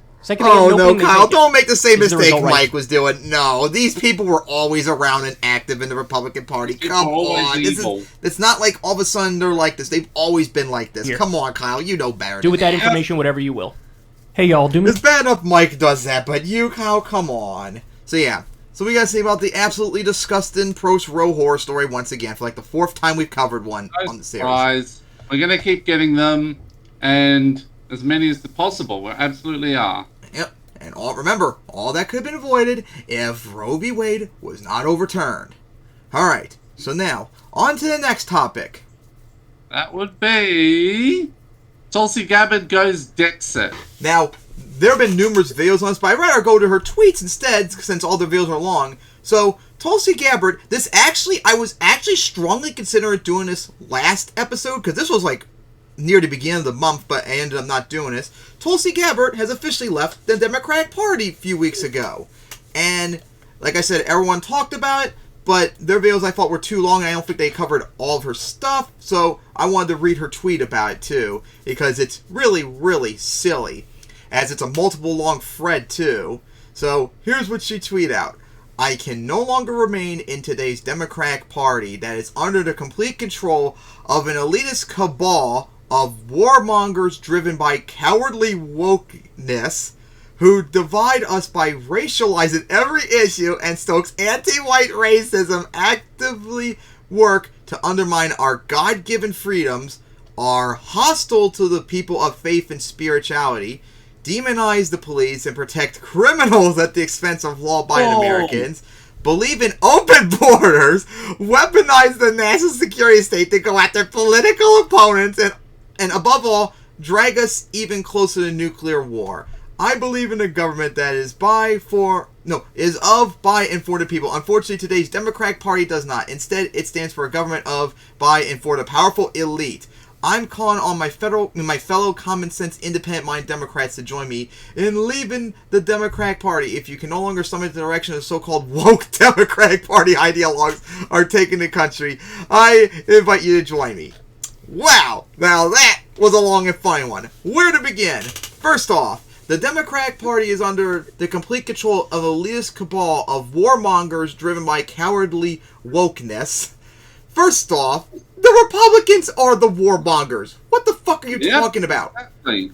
And honestly, the Democrats, a lot of them are warmongers. Nowhere near the extent that Republicans are. And a lot of you keep trying to imply that Trump on 2 separate occasions nearly started World War III. Yeah, multiple. Actually, might have been more than that, too, if you think about it. At least 2. Syria, Iran, North Korea, possibly even Russia and China, too. But yeah, like, she's trying to imply, and I know a lot of people are going to think this, too, that the Democrats are so much warmongers that the Republicans are pro-peace. And that's the argument that a lot of them have been doing lately. A whole bunch of, like, Marjorie Taylor Greene and all them because they don't want to get involved in the Russo-Ukraine war. You guys are warmongers. There's no way around it. The Democrats are just nowhere near as much as you guys. And of course, you guys don't want to support Ukraine being invaded when if they lose, it's going to be more likely to deal with wars in the future. And of course, next thing, driven by cowardly wokeness. Everything to you, Tulsi, everything to all of you is woke. Everything to you all is woke. Promoting LGBT rights, that's woke. Acknowledging America's racist past, that's woke. Everything to you is woke. No, the Democratic Party is not woke. If anything, they might honestly straight just not even give a shit about it. Like, the only people that are woke that you're thinking of are, like, idiots on Twitter, which I'm not really a fan of them either. But here's the reality. You think everything is woke. Pointing out history is woke to you. And of course, you guys are woke too in things you care about. Like, you have a meltdown when we make fun of you and make fun of your stupid beliefs and want to censor us. That's woke. Who divide us by racializing every issue and stoke anti-white racism. No, we don't racialize every single issue. But there are a lot of things, like systemic racism does exist. That cannot be denied, and we need to acknowledge it and talk about it to fix it. You guys don't want to talk about that. Now, of course, there are idiots online and such that do racialize every issue, and of course, do stoke anti-white racism. We've talked about them on last, and we've made fun of them for it. But the Democratic Party is just not these. Most of the Democrats don't give a crap about this stuff. They don't care at all. And that's why we don't like them really that much. Actively work to undermine our God-given freedoms, are hostile to people of faith and spirituality. We're atheists. We don't give a crap if you're religious. We would prefer you're not, but we don't care. The problem, though, is when you use your religion to try and take away rights from others, like gay marriage, abortion, trans rights, and stuff like that. If you just mind your business and let people do what they want to do, we wouldn't care. But as long as you keep trying to take away their rights, we're going to have a problem with it. How about that? Exactly. And don't even make us have to bring about how your religion stuff is all BS. We don't even need to go that far. But leave these people alone. And also stop trying to, censor porn, video games, and stuff that you and me enjoy.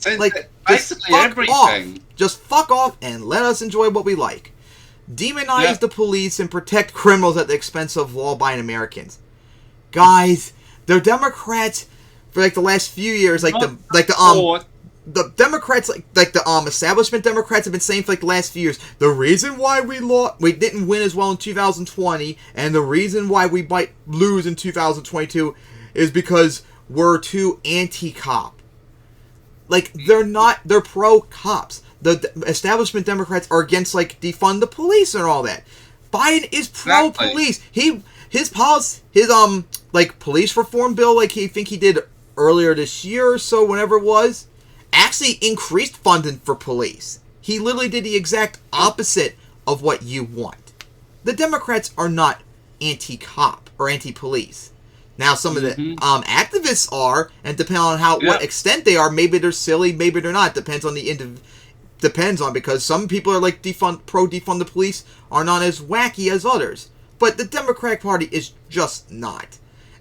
And what was the other one? And demonize the police and protect criminals at the expense of law-abiding Americans.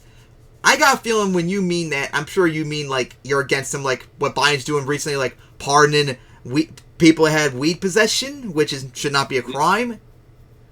And of course, no, this is stupid. Believes in open borders, no. This might be one of the most knowest things at all. Biden is doing all of Trump's policies on the border. If anything, he might even sometimes be even more strict than Trump. No, the Democrats do not believe in open borders. The vast majority of the country is against open borders. They are anti-immigration when it comes to enforcing the border. These are the realities, and you have to accept it. But of course, you're too retarded to accept that. Weaponize the national security state to go after political opponents. That'll be the raid on Mar-a-Lago. I was about to say it. I bet you this is the only reason they're crying about it. Because Trump got raided. Guys, Trump did something illegal. He deserved to get raided. He had classified information that he was not allowed to have. He wouldn't give it up, so they raided. And if anything, they were maybe too nice to him. They raided him when he wasn't around and stuff like that. They made it clear beforehand they were going to do it. So, they were, if anything, too nice to him. If it was anyone else, they probably wouldn't have done that. So, no. Trump and all the other people, if you do illegal stuff, you don't get a pass about it. And it's not going after political opponents. If Biden did the same thing, he would have his stuff raided too. Get the fuck out of here. Exactly. And above all, here we go, another dumb one. And above all, drag us closer to nuclear war. No. We are not doing it. It's Russia. We're not threatening nuclear weapons. They are. We're only threatening nuclear weapons if they attack us. We're not threatening on them. Attack Ukraine. Yeah, it's only them. The only ones dragging us closer to nuclear war is Russia. If they leave Ukraine, just like that, the war is over. Just like that. We're not dragging it in. Of course, she'll probably be one of the people that say we should not be supporting Ukraine whatsoever. Let Russia just roll over. No, we not. We need to keep them funded until they win. And it's not dragging us closer to nuclear war. It's preventing it, if anything. All right. I believe in a government that is by and for the people. Unfortunately, today's Democratic Party does not. Which, that is true, but the Republicans are true as well. Instead, it stands for a government of and by for the powerful elite. Hey, She actually said something correct for once. Yeah. But unfortunately, it's also true with the Republicans as well. Yeah. So all of you are trying to apply that like the Republicans are corrupt. Nope. Both are. See, that's actually being nuanced, which this is not. All right. I'm calling for my fellow common sense independent Democrats to join me in leaving the Democratic Party. I would like to do it because I am a registered Democrat, but unfortunately I can't because I'm in a close primary state, so I have to stay a Democrat and to say vote for a progressive or vote for Bernie, whoever is running for a Democratic nominee for president or progressive, so I can't do that. I would, though, if I had the option, but I can't. But the reasons why I would leave them would be radically different from yours. You're leaving them because you think they're too far left. I would leave them because they're far right and are pieces of shit. And guess what? My view on them is accurate. Yours is not. If you can no longer stomach the direction of the so-called woke Democratic Party ideologues that are taking our country, I invite you to join me. They're not woke. That's the thing. You think they're woke. They're not. I would like to leave them. Remember, but they are according to the Republicans like Tulsi Gabbard because everything's woke according to them. Yep. So yeah, we gotta say about all this stupid Fred that Tulsi did. God damn, absolutely no surprise that I think a lot of us were waiting for when this would happen because we saw it with Rave Dubin, we saw it with Demi Jaw, and we saw it with a couple of others, and now it's Tulsi's turn. Yeah, it's hard to believe. Just like 3 years ago, I had her supporting her to be like Bernie's VP. Remember, I even did a video on that. Man, she used to be like so good, but then she completely went to shit just like that. Yep. Absolutely unfortunate, but that's the unfortunate reality, and we're gonna have to call her out now when she says something dumb like this whole entire thread here. Absolutely silly. Alright, so I guess now on to the next topic. That would be Kanye West. How many times does Kanye West mention the Jews in his massively anti-Semitic rant? Oh boy. So, Kanye West, who is an absolute idiot, decided recently to become even more of an idiot. For like the whole entire month, I think this was after we did the last episode, but he has gone on like an insane anti-Semitic rant for weeks, and he won't stop. To the point now we're even seeing anti-Semitism in other places, like you mentioned earlier on General about Laura Logan being so insane that she actually got banned from Newsweek.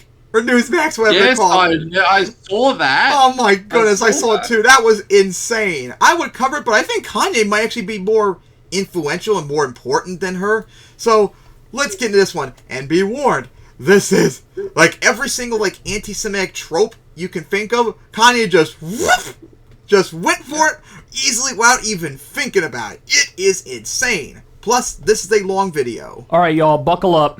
We got a lot of Kanye clips to discuss. So he went on Drink Champs with Nori, and so this podcast was so wacky and so over the top, and he said so many things that are yikesy that might be an understatement. A disclaimer before the podcast. Yeah. Right? Just so you know, this is not... we saw this video. It was this is not the opinion of everybody at Revolt. This is not the opinion of the host. It's not the opinion of Drink Champs. This is not the opinion of, whatever network they're affiliated with. Just letting you know up front, www.relax.com, dog. If you're mad, point that at Kanye. Don't point it at us. Point it at Kanye. This is just so wacky. I mean, look, let's just dive into it here. There's so much stuff that I can't even fit all of this, even into a long segment. I can't get all the clips of him saying wacky things. So this first clip, I need you to understand something. This was within the first 3 minutes of the podcast. We made the White Lives Matter tees, and then when I put up the tweet, the DEF CON tweet, now he ain't releasing the tee because he's Jewish, and I'm like, that's one. So he wanted to sell a White Lives Matter tee. Whoever he was in business with doesn't want to sell it. And Kanye goes, well, that's because he's Jewish. He doesn't want to do it. You could... It can't be that all lives matter has like an white supremacist connotation to it and people don't feel comfortable with that. Just saying. There's almost no businessman who would want to sell that. Why would they want to do that? Because then they're also tarnishing themselves and affiliating themselves with far-right white supremacist movements. So it doesn't matter. You could find a Christian businessman, an atheist businessman, a Muslim businessman. They'll probably be like, I don't know about this one, dog. I don't know about this one. I don't know about this one. Because they don't want to lose future business with other people because they decided to do a White Lives Matter tee with Kanye, which will probably sell terribly anyway. Unbelievable. All right, we're just getting started. My exact point that I'm making. Like, Jewish people have owned the black voice. Whether it's through us wearing a Ralph Lauren shirt, or it's all of us being signed to a record label, or having a Jewish manager, or being signed to a Jewish basketball team, or doing a movie on a Jewish platform like Disney. What? And we understand it's a Jewish platform like Disney? Huh? Like, I respect what the Jewish people have done and how they brought their people together. You know, they came into money through the lawyers. When he is he's got the training just so wheels you know, on. This is like the most mildest stuff so far. The crazier things still have yet to come. This is just mild. For this one, it's going to get a lot crazier.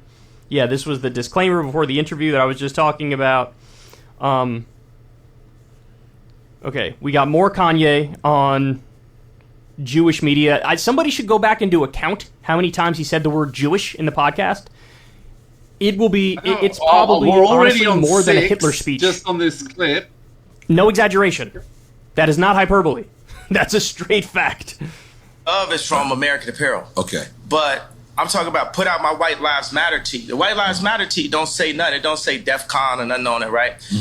I'm like, put it out. And he's telling me, like, yo, I want you to visit the Holocaust Museum. And I was like, yo, I want you to visit Planned Parenthood. That's our Holocaust Museum. Bruh. Now go into an anti-abortion rant now. Kanye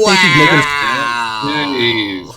So for all of you who don't get it, Planned Parenthood is accused of doing a genocide of blacks because a good chunk of their women that get abortions are black. It's the same stupid, Planned Parenthood is racist, and their founder is racist and all that. It is just so silly. Some brilliant point. He keeps making this point over and over. He made it on Tucker as well. Is it true that the beginning of Planned Parenthood was super sketchy because, yes, Margaret Sanger was a eugenicist, and there are all these problems associated with it? That's all totally true. But does that mean that in 2022, if somebody goes to Planned Parenthood and gets the morning after pill, that this is all part of some, big plot to exterminate black people or some shit? Of course not. Of course not. Standard reproductive health care is effectively what goes on at Planned Parenthood now. Now, look, if you have some criticisms of, for example, late-term abortion, that's fine. I got criticisms of that, too. No big deal. But the over 90% of abortions are not even close to late term. In fact, they're very early term. 98.5% are before 20 weeks. And so what? And also, almost every single abortion that's late is because of a health issue. It's the beef. Yeah. What, do you just want to abolish all Planned Parenthood? You want to get rid of all abortion, get rid of Plan B? Yes, and by the way, do. The overwhelming majority of stuff that goes on at Planned Parenthood is not even related to abortion. So he thinks he's making a brilliant point here. I promise you it is not. I'm like, yo, I'll put my life on this at this point because they've been fucking with me too long. They put the crazy narrative out there. My Jewish trainer, Harley Pasternak, who's Lizzo's trainer, put it out when I went to the hospital, put it in the press. I got a bunch of friends that went to the hospital. It didn't go to the press. They did that just like they did in the documentary on the 3rd episode to say, we love Ye like the rest of y'all. We know he a genius like the rest of y'all, but sometimes you got to turn the camera off on him. So they'll go and get a dude that's supposed to... Okay. That's them trying to help you. He might not understand that. He thinks it's part of some big plot with this giant Jewish cabal is trying to undermine him and hurt him. That could be these people trying to help you. Because yes, if the camera's on you 24/7, you say shit like this. You say the word Jewish like 412 times. Yep. It's funny. Again, guys, this is classic bipolar thinking. He was diagnosed with bipolar disorder. He doesn't take his meds, and this is the result. Classic bipolar thinking. He's in a manic state. He thinks there's this giant conspiracy against him. He's very paranoid. That's what this is. To be my friend that's been taping me the whole time. and buy this nigga out for $30 million. I thought you co-signed that. I ain't co-signing, but you get used to that. Paparazzi taking a picture of you. You ain't getting no money off it. Right. You just get used to getting screwed by the Jewish media. And I'm saying... The Jewish media. Yep. Again, this is still mild. Okay, so he goes on here. You can see that this tweet says, even more Kanye on Drink Champs saying he's not anti-Semitic after just going on a 10-minute rant about Jewish people. Also calls Pete Davidson, Skeet, of course, even though Skeet is no longer with Kim Kardashian, but he's still taking shots at him. He goes after Trevor Noah, because apparently Trevor Noah had gone after him. What do we got here? Cell announcing the Cell games to the whole Dragon Ball world. Okay, not sure what that one's about. Kanye's talking about the MAGA hat Kim Kardashian. So this is a great story. So, Kanye openly says in the podcast, like, hey, my wife said to me, this back when Kim was his wife, hey, Kanye, stop wearing the MAGA hat. That's little dick energy.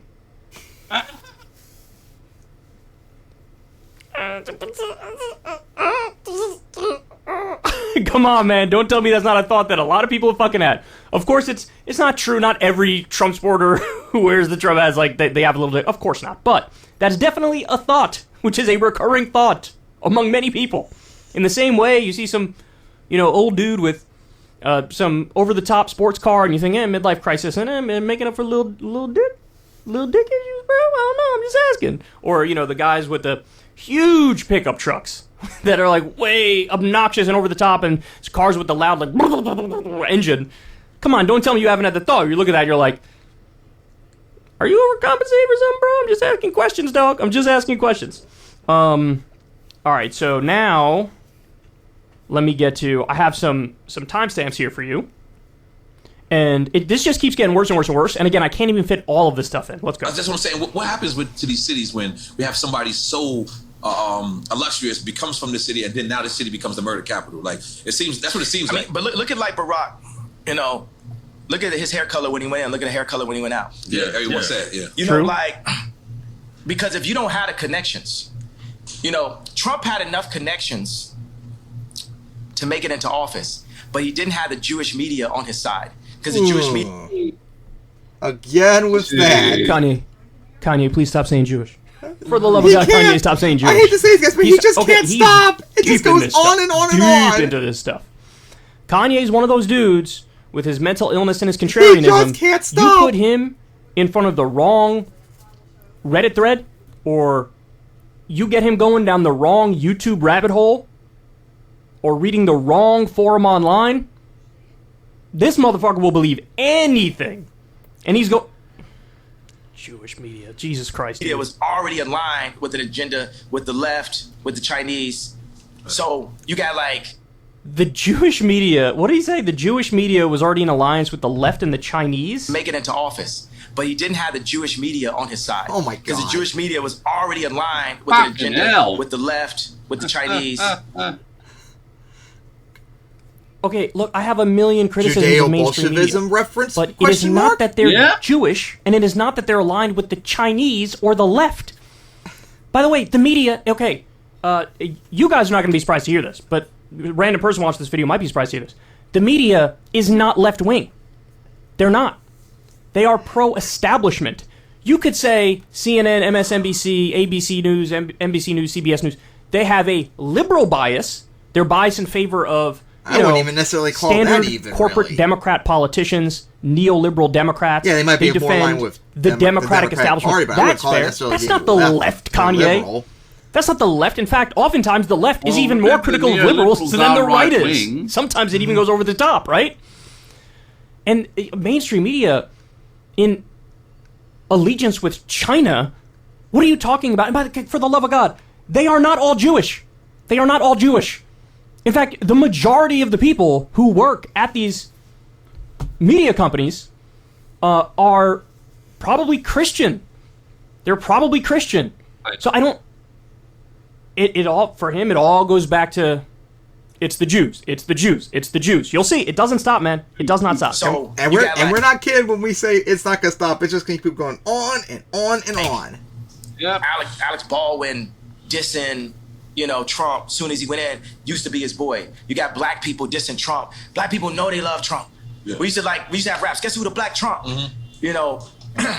But okay, Trump represented, like billionaires in the hip hop community. Like he's a lot. It is true. A lot of hip hop culture sort of internalizes this idea of meritocracy and like the economy is a hierarchy, and if you make it to the top, you earned your way to the top. And so a lot of hip hop culture is very materialistic and consumerist. That's why you rap about, I got Gucci on or Balenciaga and look at my fucking Maserati and all that shit, and here's women shaking their asses and whatnot. And so yes, there was a time when Trump was often referenced in rap songs. But when he became political and it became obvious that, he's got a bunch of beliefs that are deeply right-wing, most rappers sort of turned on him. They turned on him. So it's not like, back in the day, Trump was like the height of the billionaire, the, materialism to the max. Look at all of his gold shit. Look at how he's got all this money, he made it to the top.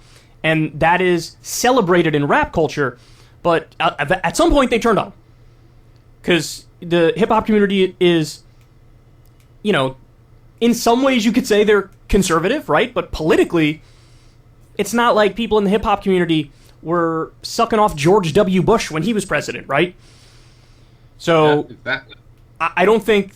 There was a time where that changed in the hip-hop community. He's just ignoring that. Could have been better at messaging. That's what I feel like the rhetoric was just unnecessary sometimes. But it's that frustration. It's like what I had to learn is like that thing I said with DEFCON, that was like me going Trump, level. Right. That was, you can't, as you see, when we got warmed up, it's like a conversation where, even in the beginning, we'll see if we want to use stuff in the beginning, if it's any of the messaging. Right, I definitely need another one. That we want to put out, You got me going, man. The only possible way that I could have won, that I'm going to win, the only possible way is for me. He's referring to the fact that he wants to run for president in 2024 and he thinks he can win. Oh, it's hilarious. To early on call out the Jewish media this early, right? Because they'll play nice with you. But I see him fucking with me, like the SoFi Stadium, like 78 media outlets calling me an abuser based off something Trevor Noah said, me being canceled from the Grammys, and me being they saying that I said a racial slur because I said, Kumbaya, my lord, Kumbaya, talking about Trevor Noah. By the way, that is rich, that Kanye would call Trevor Noah that. Now, I'm no fan of Trevor Noah, but who's the one who's telling the people on the far right and the legit white supremacists what they want to hear? Who's the one who's leaning into that role right now? So for you to say that about somebody else? And look, I don't want to hear any bitching when people in the black community call you that, Kanye. And then they kicked me off the Grammys, and I was slated to win Album of the Year for the first time in my life. It's my 10th album. It's the most number ones. And see, it all comes back to personal grievance. You could tell it's all, woe is me, I'm such a victim, I'm such a genius. Again, classic, like, paranoid delusions of grandeur, grandeur. That's the phrase. Untreated bipolar disorder. I mean, there's no other way to say it. But I got more. Was pushing the narrative off the White Lives Matter T-shirt that I didn't love black people.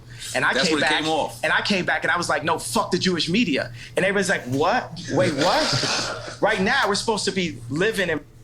Yeah, people are like, what? Because that is the fact that we're not super duper anti-Semitic, and it makes zero sense. Jewish media. That's how nobody has been more critical of corporate media because there's way worse still coming. But the substance of your criticism matters. In fact, it's everything. And your criticism is, it's an evil cabal of Jews who are trying to what? Destroy the country, destroy black people. They're in cahoots. It's purposeful. And that's fucking stupid. And that's not... So when everybody's like, what? They're correct to be like, what? And breathing in the, Ye doesn't like black people because he wears a red hat. Ye doesn't like black people because he... And I was like, nah, fuck that. And God was like, fuck that. On some like Moses, like... Think about like Moses had 4 chapters. So now God's involved? How the fuck is God involved in any of this? Look, I'm telling you, man, he's definitely got bipolar disorder. He might have some semblance of schizophrenia, too. For real. Because this is, and he said this too in the Tucker interview, and they had cut this part out of the interview, where he talks about, I have these visions of these kinetic energy cities, and God is speaking through me. God's not speaking through you, man. Oh. That's your own voice, in your own head, from your own mental illness. And he says it like everybody around him should be like, yeah, true, nailed it. Yeah, it's God. What? Like, contrary to popular belief, I did read the 4 chapters of Moses, right? Because you say you ain't read somewhere. No, what I'm saying, I've never actually finished the novel, right? That's fantastic. That's just bragging about his ignorance. He's bragging about that fact, man. Look, you can't say that in one breath and in the next breath be like, I'm a genius. I'm brilliant. And I never read a book. But the one I did read, the parts of it I did read about Moses and God and fucking sky wizards, I'm going to tell you that, an almighty force is speaking through me. Jesus Christ. Yeah, because, by the way, one thing is there's nothing whiter than English itself. I do not like to read, like I do not like to work out, like I do not like, there's certain stuff in life that is currently necessary that I don't like. I mean, that's true about all of us, right? But we still do some of it. You still do some of it. That don't make... I'm not disregarding people. Some people are more powerful. How many people do you know that can read very well, that can't dance very well? But see, look... Yeah. Okay. Next. It's because we're going to demand the amendments. The amendments in our culture. We're going to demand... I'm Me Tooing the Jewish culture right now and saying, y'all got to come... Jewish media. I'm Me Tooing the Jewish culture? And say what y'all have done between the mob action, what they'll do for... Okay, look. This is so obvious, I shouldn't even need to say it, but the problem here is he's essentializing and generalizing all Jews, saying you're all responsible for it, you all have to come out and say what you've done. What does that even mean? Look, there are people I love. Okay, one of my best friends, 2 of my best friends, happen to be Jewish, right? What are they doing? How are they involved in this, Kanye? You know what one of them is doing right now? He's a doctor. He's helping people in an emergency room to survive after traumatic injuries. That's what one of my friends is doing. Corin is Jewish, right? What does Corin do? He works a regular-ass job. He works a job at a sporting company. What are you talking about? Jewish people got to own up to what they did. And like, what are you talking about? This essentialization, this generalization of all Jews. Now, by the way, flip the script. If somebody were to say this about black people, how would Kanye react? Well, actually, I don't know, because now, today's iteration of Kanye, maybe he wouldn't give a fuck if somebody said, tried to blame all black people for the actions of a tiny number of black people. Maybe he wouldn't care. But, old Kanye, if he heard somebody generalizing about all black people, essentializing about all black people, like, oh, they're criminals and they're lazy or whatever the fuck, he'd be like, that's fucking racist. You want to know why? Because it's racist. That's racist. That's like textbook racism. Unbelievable, dude. Unbelievable. Groupthink, like if you go against them, I put the White Lives Matter t-shirt and they cancel my shows. And they've actually called multiple people and threatened them to step away from me. They called Candace Owens, they called Tucker Carlson, they called anybody, even the people that was with me. It's funny that they would make that call, like whatever, I'm sure it was like Candace Owens' management team or Tucker Carlson's management team or the higher ups at Fox News that were like, hey, back off a little bit. This guy's in the middle of a psychotic break. The reason why they would do that, Kanye, is because you actively undermine every idea you talk about. When you bolster Trump, when you push right-wing politics, it's not helping Trump or right-wing politics because you're clearly in the middle of a mental health breakdown. So that's why they would say that. They're not saying that because like, oh, hide the truth. Kanye's spitting the truth, so you have to hide the truth, so don't associate with Kanye for that reason. That's not what it is. You wish it was that. You wish it was that. It is not that. When I had the red hat, they called them. Tucker Carlson works for Fox. Fox is not allowed to show anything because just like when Jared Kushner was in office and I say that he held my boy Trump back, think about that if I had said that. So notice, everything bad Trump did was all because of Jared Kushner and whichever Jewish people happened to be in Trump's administration. Look at this thinking, man. Look at this thinking. So what, Trump on his own couldn't do any bad things? any things that you, Kanye West, be like, I don't know, man, I don't fully agree with that one. He's literally blaming all of it on whatever Jewish people were in Trump's administration. Now, Jared Kushner shouldn't have been in the administration in the first place, but that's not because he's Jewish, it's because it's his fucking son-in-law, and that's rank nepotism. But look at this kind of thinking. 5 years ago. I want to talk about the people that threatened my life. But that's when you was in full support of Trump. I'm still in full support of Trump. I just think that I would be better than Trump. If you would have said that Jared Kushner lined in, it would have been... Lined in with who, though? You said he lined in with Trump. Jared Kushner is an example of how the Jewish people have their hand on every single business. Oh my God! Whoa! Oh my God, man! Holy fucking shit! The problem with Jared Kushner is not that he's Jewish. The problem with Jared Kushner is that he's a corrupt ass businessman, born with a silver spoon in his mouth, inherited a shitload of money. This is wacky. Got to where he is because of rank nepotism, failed up his entire life. The real problem with Jared Kushner is the unearned wealth and privilege. That's the problem with Jared Kushner. Exactly. That's the problem with Jared, and that's the problem with extreme inheritance. That's the problem with capitalism. That's the problem with corruption. None of this has to do with him being Jewish. None of it. None of it. But look how Kanye thinks, man. He's gone all the way down this rabbit hole. There's another point in the podcast where he throws Ice Cube under the bus, and he's like, I want to thank Ice Cube for putting me onto this anti-Semite shit. And there's another part of the podcast, I forgot to put the timestamp for this part, but it was actually probably the most jarring part of the podcast, where he says, Kanye says, I'm doing what I'm doing now because I want a young little Jewish boy to go to his daddy and say, Daddy, what have we done wrong? So Kanye literally wants to blame even little Jewish kids for seemingly every problem in the country. Man. Look, I said this yesterday. I would be shocked if this whole interview didn't get pulled. I'd be shocked if the video you're watching right now doesn't get pulled. I would be. I'll be shocked. Now, YouTube is generally more pro-free speech than other social media outlets. I've noticed that. But I mean, they did remember when they pulled the Trump podcast with the Nelk boys because he kept going on and on about rigged election, and they pulled it. And with the stuff Kanye said here, and again, I couldn't even fit it all into this segment. I have a feeling there's going to be some backlash, and YouTube's going to be under pressure, and they might cave to that pressure. We'll see. But look, the real solution here, not that there is any hard solution, but the real solution here is everybody just needs to, come out and speak out against this nonsense. But I will say, I think it's obvious Kanye is alienating more and more of the people who called themselves Kanye fans, because this stuff is deranged, it's unhinged, it's factually inaccurate, it's fucking stupid, it's bigoted, and it's honestly kind of pathetic. We're watching a slow motion car crash here. We're watching the downfall of Kanye West in real time. And what's crazy is nobody can actually get through to him and help him, and he clearly doesn't want to help himself. And it's a cautionary tale, man. It really is.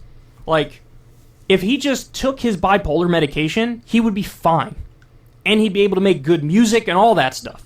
But what happens oftentimes with people with this kind of mental illness is they think they're losing the part of them that makes them special. That's what they think. They think when I take my medicine, I don't feel like myself. I'm losing my edge. I'm losing my brilliance. I'm losing my genius. And so I don't want to take the medicine. It makes me feel weird. It makes me feel bad. And fuck it. I'm just not going to take it. I'm better when I'm off of it. When in reality, any sort of objective look at the situation, you'd go, not only are you not better, you're much worse. You're incredibly paranoid. You're connecting weird dots. You're a total idiot. And you turn into a bigoted psychopath, right? So it's severe, untreated mental illness mixed with, I think, contrarianism. Kanye's been in that Hollywood bubble, that celebrity bubble for a hot minute, and he looks around and everybody has similar opinions, right? There's sort of standard resistance liberals in the Hollywood bubble. And he's like, I'm not that. I'm smarter than you. I'm more intellectual than you. I'm not buying your bullshit. I'm going to look for the real truth. It's conspiracy thinking. And so his hardcore contrarianism mixed with untreated mental illness, this is the result. And unfortunately, the Jews are getting scapegoated, which happens oftentimes in history, doesn't it? It happens oftentimes in history. That's a go-to place for people throughout history. So there you have it. Kanye, he's ramping it up. He ain't gonna stop. If you want to see me and Crystal Ball... That was insane. So what do you have to say about that? Oh, boy! Hell? That was... It's like, Jews this, Jews this, Jews this, Jews that, Jews this, Jews that, Jews this, Jews that. And it's like, holy shit, lay off the anti-Semitism. Bloody hell. Yep. You're making Hitler blush. Yep. Oh boy, that's what I was thinking too. Like, oh boy, I don't think I would hear a Nazi even throw this anti-Semitism crack all the time. Like, that was just wild. Alright. Yep. And now, finally on to our final topic. Climate activists vandalize painting. Yep. So recently, climate activists, looks like threw a can of soup at a Van Gogh painting, and Kyle covered it because it actually brought up an interesting point about it. So recently there's been a whole bunch of... Also recently we had another painting have mashed potato thrown at them.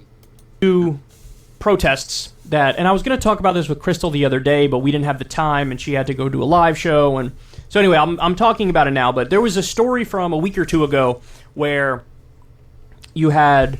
climate activists glue their hands to a Pablo Picasso painting. That was one thing. There's now in the UK, there's this Stop Oil protest where people are going around and doing all sorts of different vandalization and spray painting. And I think, like, what was it, an Aston Martin dealership or a Maserati dealership or something? Yep. There was some car dealership where they went and they, like, spray painted all the glass that was in front of the dealership as part of a Stop Oil protest. Some people shut down a bridge. That's vandalism. As part of the Stop Oil protest. And this is the one that everybody's talking about. This is climate activists defiling a Van Gogh painting. And again, they're nominally doing this because of climate change. They, hey, we need to, everybody wake up, everybody let's go fight climate change, so I'm going to defile this Van Gogh painting. So let's watch the video and then I'll give you guys my take on this. So that's tomato soup. They're throwing tomato soup, which, by the way, it's kind of weird. It looks more like orange than it does red, but anyway, apparently that's tomato soup. Security. If anything, it kind of looks like the painting has like a glass cover on it from this view, which would make sense to prevent something like this from happening. Oh my god! It says "Just Stop Oil" on their shirts. Wow, 48.6 million views. Good googly moogly. I do think Twitter juices their numbers, but even if it's half that, that's still whoa.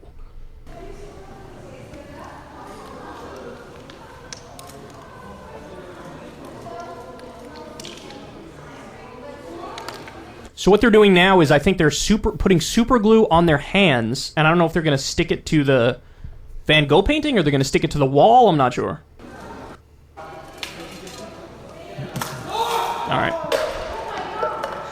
So there you go. That's what's going on here. Now, most of the commentary I've seen has been condemning this, and then I've seen there's some people on the left who are kind of defending them, or at the very least going after the nature of the dialogue around it, where everybody's talking about what they did as opposed to the issue they're trying to bring awareness to, which is climate change. And so what's my take on it?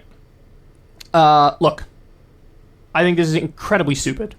Same here. One of the things that drives me crazy sometimes about the left is, like, how do you measure success when it comes to protests? Is this effective? Does it work? Even if it's in a tiny way, does it work? Is it getting us closer to our goals?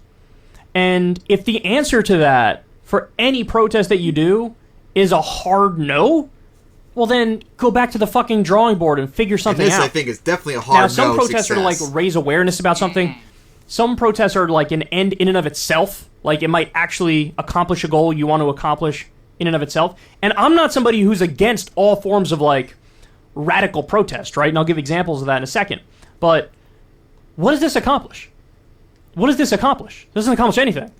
So you destroy, like, apparently a historic painting that's beloved, that's, precious, and what do you get for it? What do you get when you superglue your hand to the Pablo Picasso painting? Do you destroy the painting? Yeah. So now maybe they could revive it or whatever. It looks okay, like it might have fair a cover enough, on it. Yeah. What do you gain out of this? It's got the cover, which is good. If you say, hey, we got to shock people out of their complacency to get them to care about climate change, well, it didn't work, because now most people are just talking about how you're fucking psychos. They're not talking about, hey, you're raising awareness about the climate, so now I really am inspired to go do something about the climate. So you have to judge a protest based on whether or not it achieves its goal or gets us closer to the goals or moves us in the right direction, even if it's just a couple inches. This actively moves people in the wrong direction. Because you're going to take normies who might not care either way about the issue, and they're just going to go, oh, so these are some fucking weirdos? All right, let me go eat lunch. Like, that's what's going to happen. Yeah. And you don't want anybody to associate, like, oh, you know, if you believe in environmental concerns, you must be... When you do stuff like this, it just makes you look insane. It doesn't give you a good look.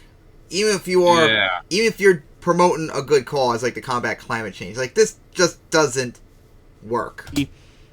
Pink-haired extremist or something. It just... You don't gain anything by it. And it's also, by the way, another pet peeve of mine is it's totally unrelated to the issue. Like, did Van Gogh make climate change worse? No. Is there a painter who's making climate change worse? No.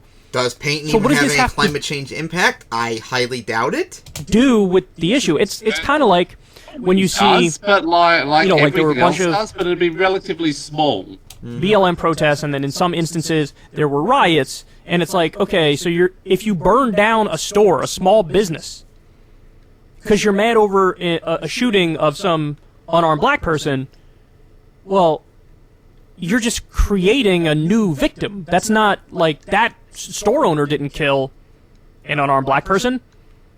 They're not the problem. And so to burn down random shit is like, it's wrong, and it's also totally counterproductive. So it's crazy to me that anybody would defend this, but to be fair, the overwhelming majority of people are like, yeah, this is fucking stupid. Now, okay.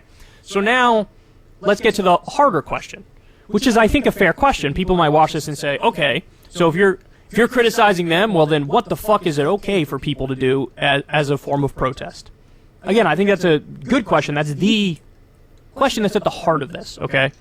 Well, Noam Chomsky has talked about a similar issue, and I remember hearing it, thinking that's kind of extreme, but it makes sense, and I couldn't find a way out of the position he espoused, okay? So he said, because he was asked about, you know, protest and property damage, and is that stuff ever okay? And his answer was, look, are there instances in which, like, property damage as protest is okay?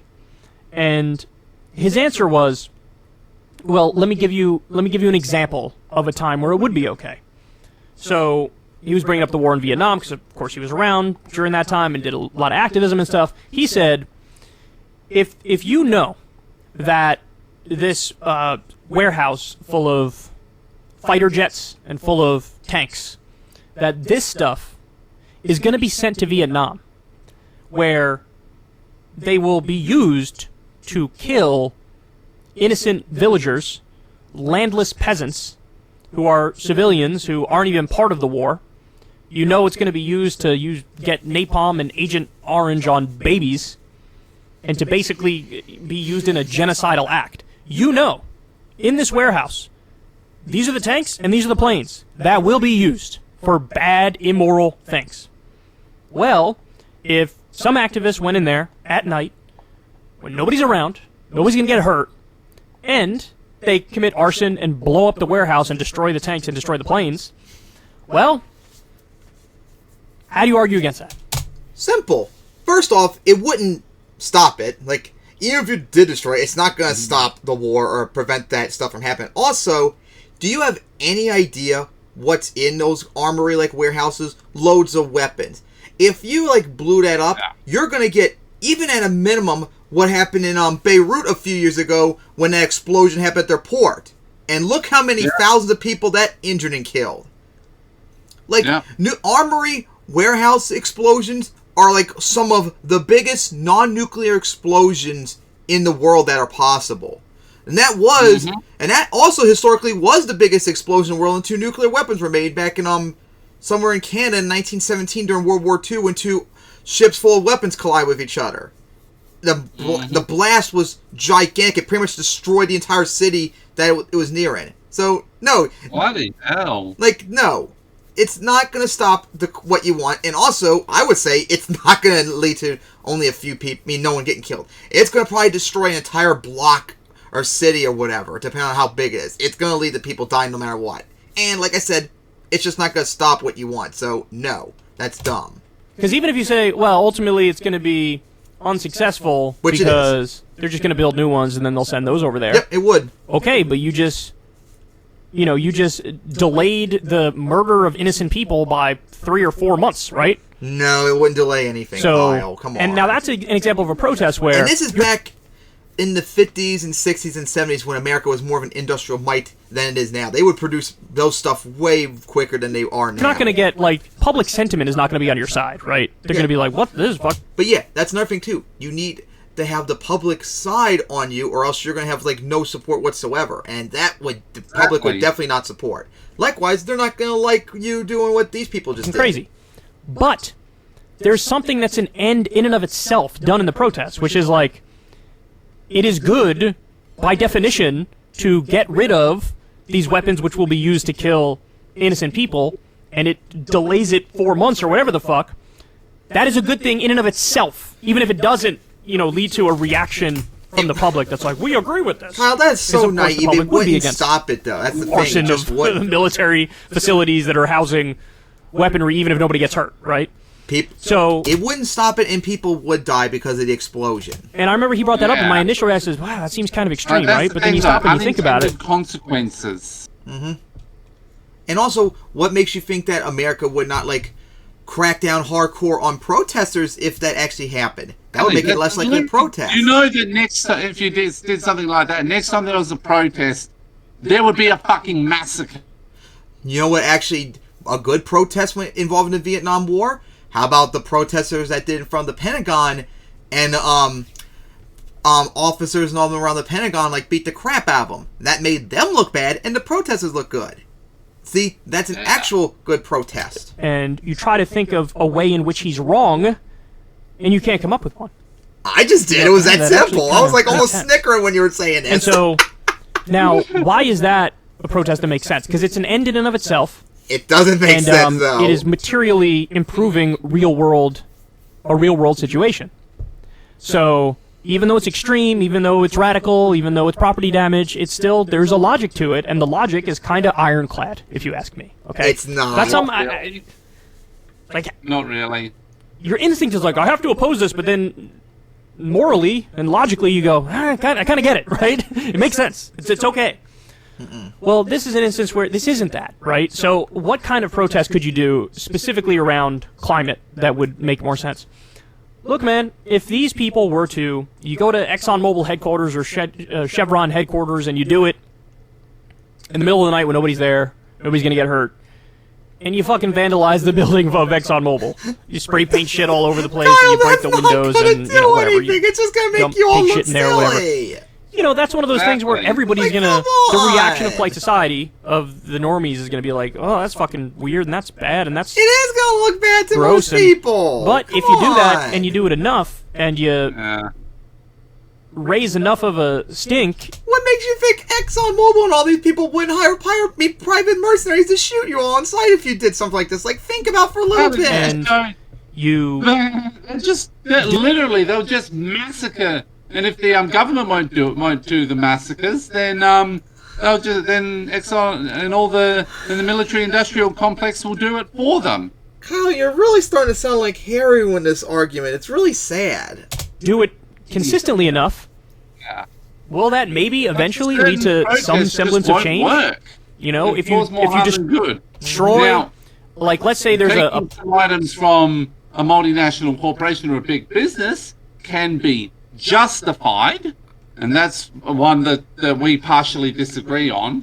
I'm not at the thing with Harry where attacking all businesses is a good thing. Well, I just say it can be justified, but only on the really big corporations and not on the It still makes you look bad, though.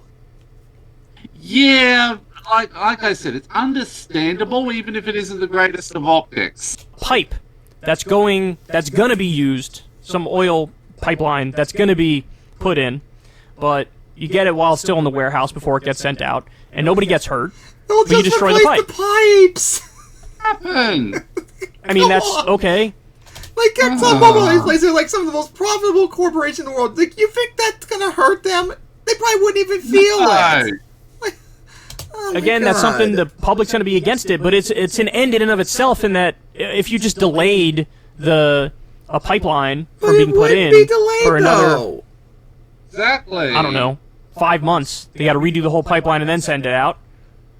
Well, it is an end in and of itself in that you are materially reducing the output of carbon emissions and therefore helping climate change. Not really. It wouldn't stop it. If anything, depending on what kind of vandalism you're doing, like in terms of like burning stuff, that would increase CO2 emissions by a very small, significant amount. Like, not going to make a difference, but it's going to increase CO2 emissions if a fire breaks out. Like, come on. Right. Yeah. Now, all this stuff would still be called terrorism, and it is property damage, and there's no way around it, and it would not be popular with the public. But at least I could respect it because there's a logic to it. There's, it makes sense. Now, that's a protest where it's like an end in and of itself. You mess up the pipeline, it can't be installed, it delays the project by 4 or 5 months, and so there's fewer carbon emissions, and you got victory on that front. That's one kind of protest, where it's an end in and of itself. There's another kind of protest, which is the, raise awareness type of protest. And the way to do that is to not make everybody despise you, right? And what's happening here is they're, of course, making everybody despise them. And Van Gogh is totally unrelated, it makes no sense, blah, blah, blah. But, so how could you do a protest where it's like, it raises awareness in a positive sense? Well, that's the classic. You look to the people who did it correctly in the past, and that's, of course, the civil rights movement, where, you put 1 million people in Washington, D.C., and you occupy the place, just like Occupy Wall Street, and you make a point of staying there as long as possible. You have your list of demands, and you make everybody around you uncomfortable, but you're doing it for a noble reason. You're doing it for a just reason. It's peaceful. This one's totally nonviolent, and what it does is it does sort of, even if it induces... Also, a lot of times they were attacked by police, which made them look better, too. Like a violent reaction from the state. That would help the protest. Yeah, because this is what happened with the civil rights movement. Because, Martin Luther King was huge on nonviolence, and in fact, he was a pacifist. And so, the images of these racist Southern sheriffs beating up these innocent people who just want equal rights, that swayed the opinions of the so-called white moderate. That swayed normie America, and the civil rights movement became popular. And it's the same thing here. If you could do a similar kind of protest, you provoke a violent reaction from the state, then, in the minds of the normie Americans at that point, they're like, holy fucking shit, this is insane. We are with the protesters. And then you can actually start talking about getting real positive legislation and real change. Now, by the way, I will say, we have, just recently with the Inflation Reduction Act, we did have the most ambitious climate legislation we've ever seen in the world, right? But it's still nowhere near enough, and I understand that, and so you should keep protesting, right? But that's how you approach it. So again, there's 2 different kinds of protests. It's the protest that's an end in and of itself, like I described with the Chomsky example. And then there's the protest which is like, let's try to raise awareness and get people on our side. What this protest is let's make everybody hate us. Let's make everybody hate us. And let's do something that's totally unrelated to anything involving climate change or oil or whatever. Carbon emissions, you name it. So, yeah, I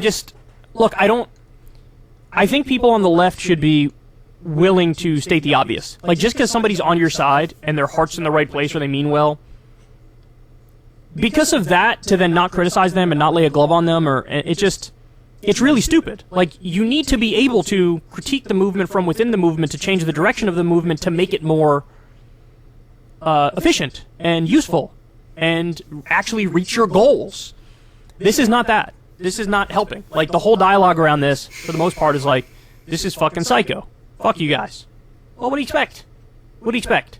If that was the reaction, but the thing they did was an end in and of itself, like destroying pipeline infrastructure, or like the Chomsky example of destroying the military equipment that is going to be used to genocide, then it's like, shit, I'll play defense for that all day. because it's an end in and of itself. But if it's not that and your whole thing is raise awareness, you have to raise awareness in a way that doesn't make everybody fucking hate you.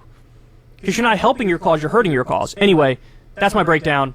I don't know if it'll be popular or unpopular. I don't really care. Those are my real thoughts on it. I'm curious what you guys think as well. All right, guys. So, what do you guys say about that? Started off good, but then got really weird when it came to protests near the end. Like, the thing is unintended consequences. Like, there's likely a lot of explosives in that weapons munitions area. Yeah. You should see all the warehouses and storage places that Ukraine blew up and see how big their explosions are. Like, it's not gonna be like, whoop, building fire, that's it. Nope, it's gonna take several blocks. And depending on where it is, like in a city area or whatever, it's gonna kill people. There's no way around it. Yeah. Oh my god. So anyways, guys, that was all the topics. So see you guys next time for episode 62. Cannot wait for that. Yep.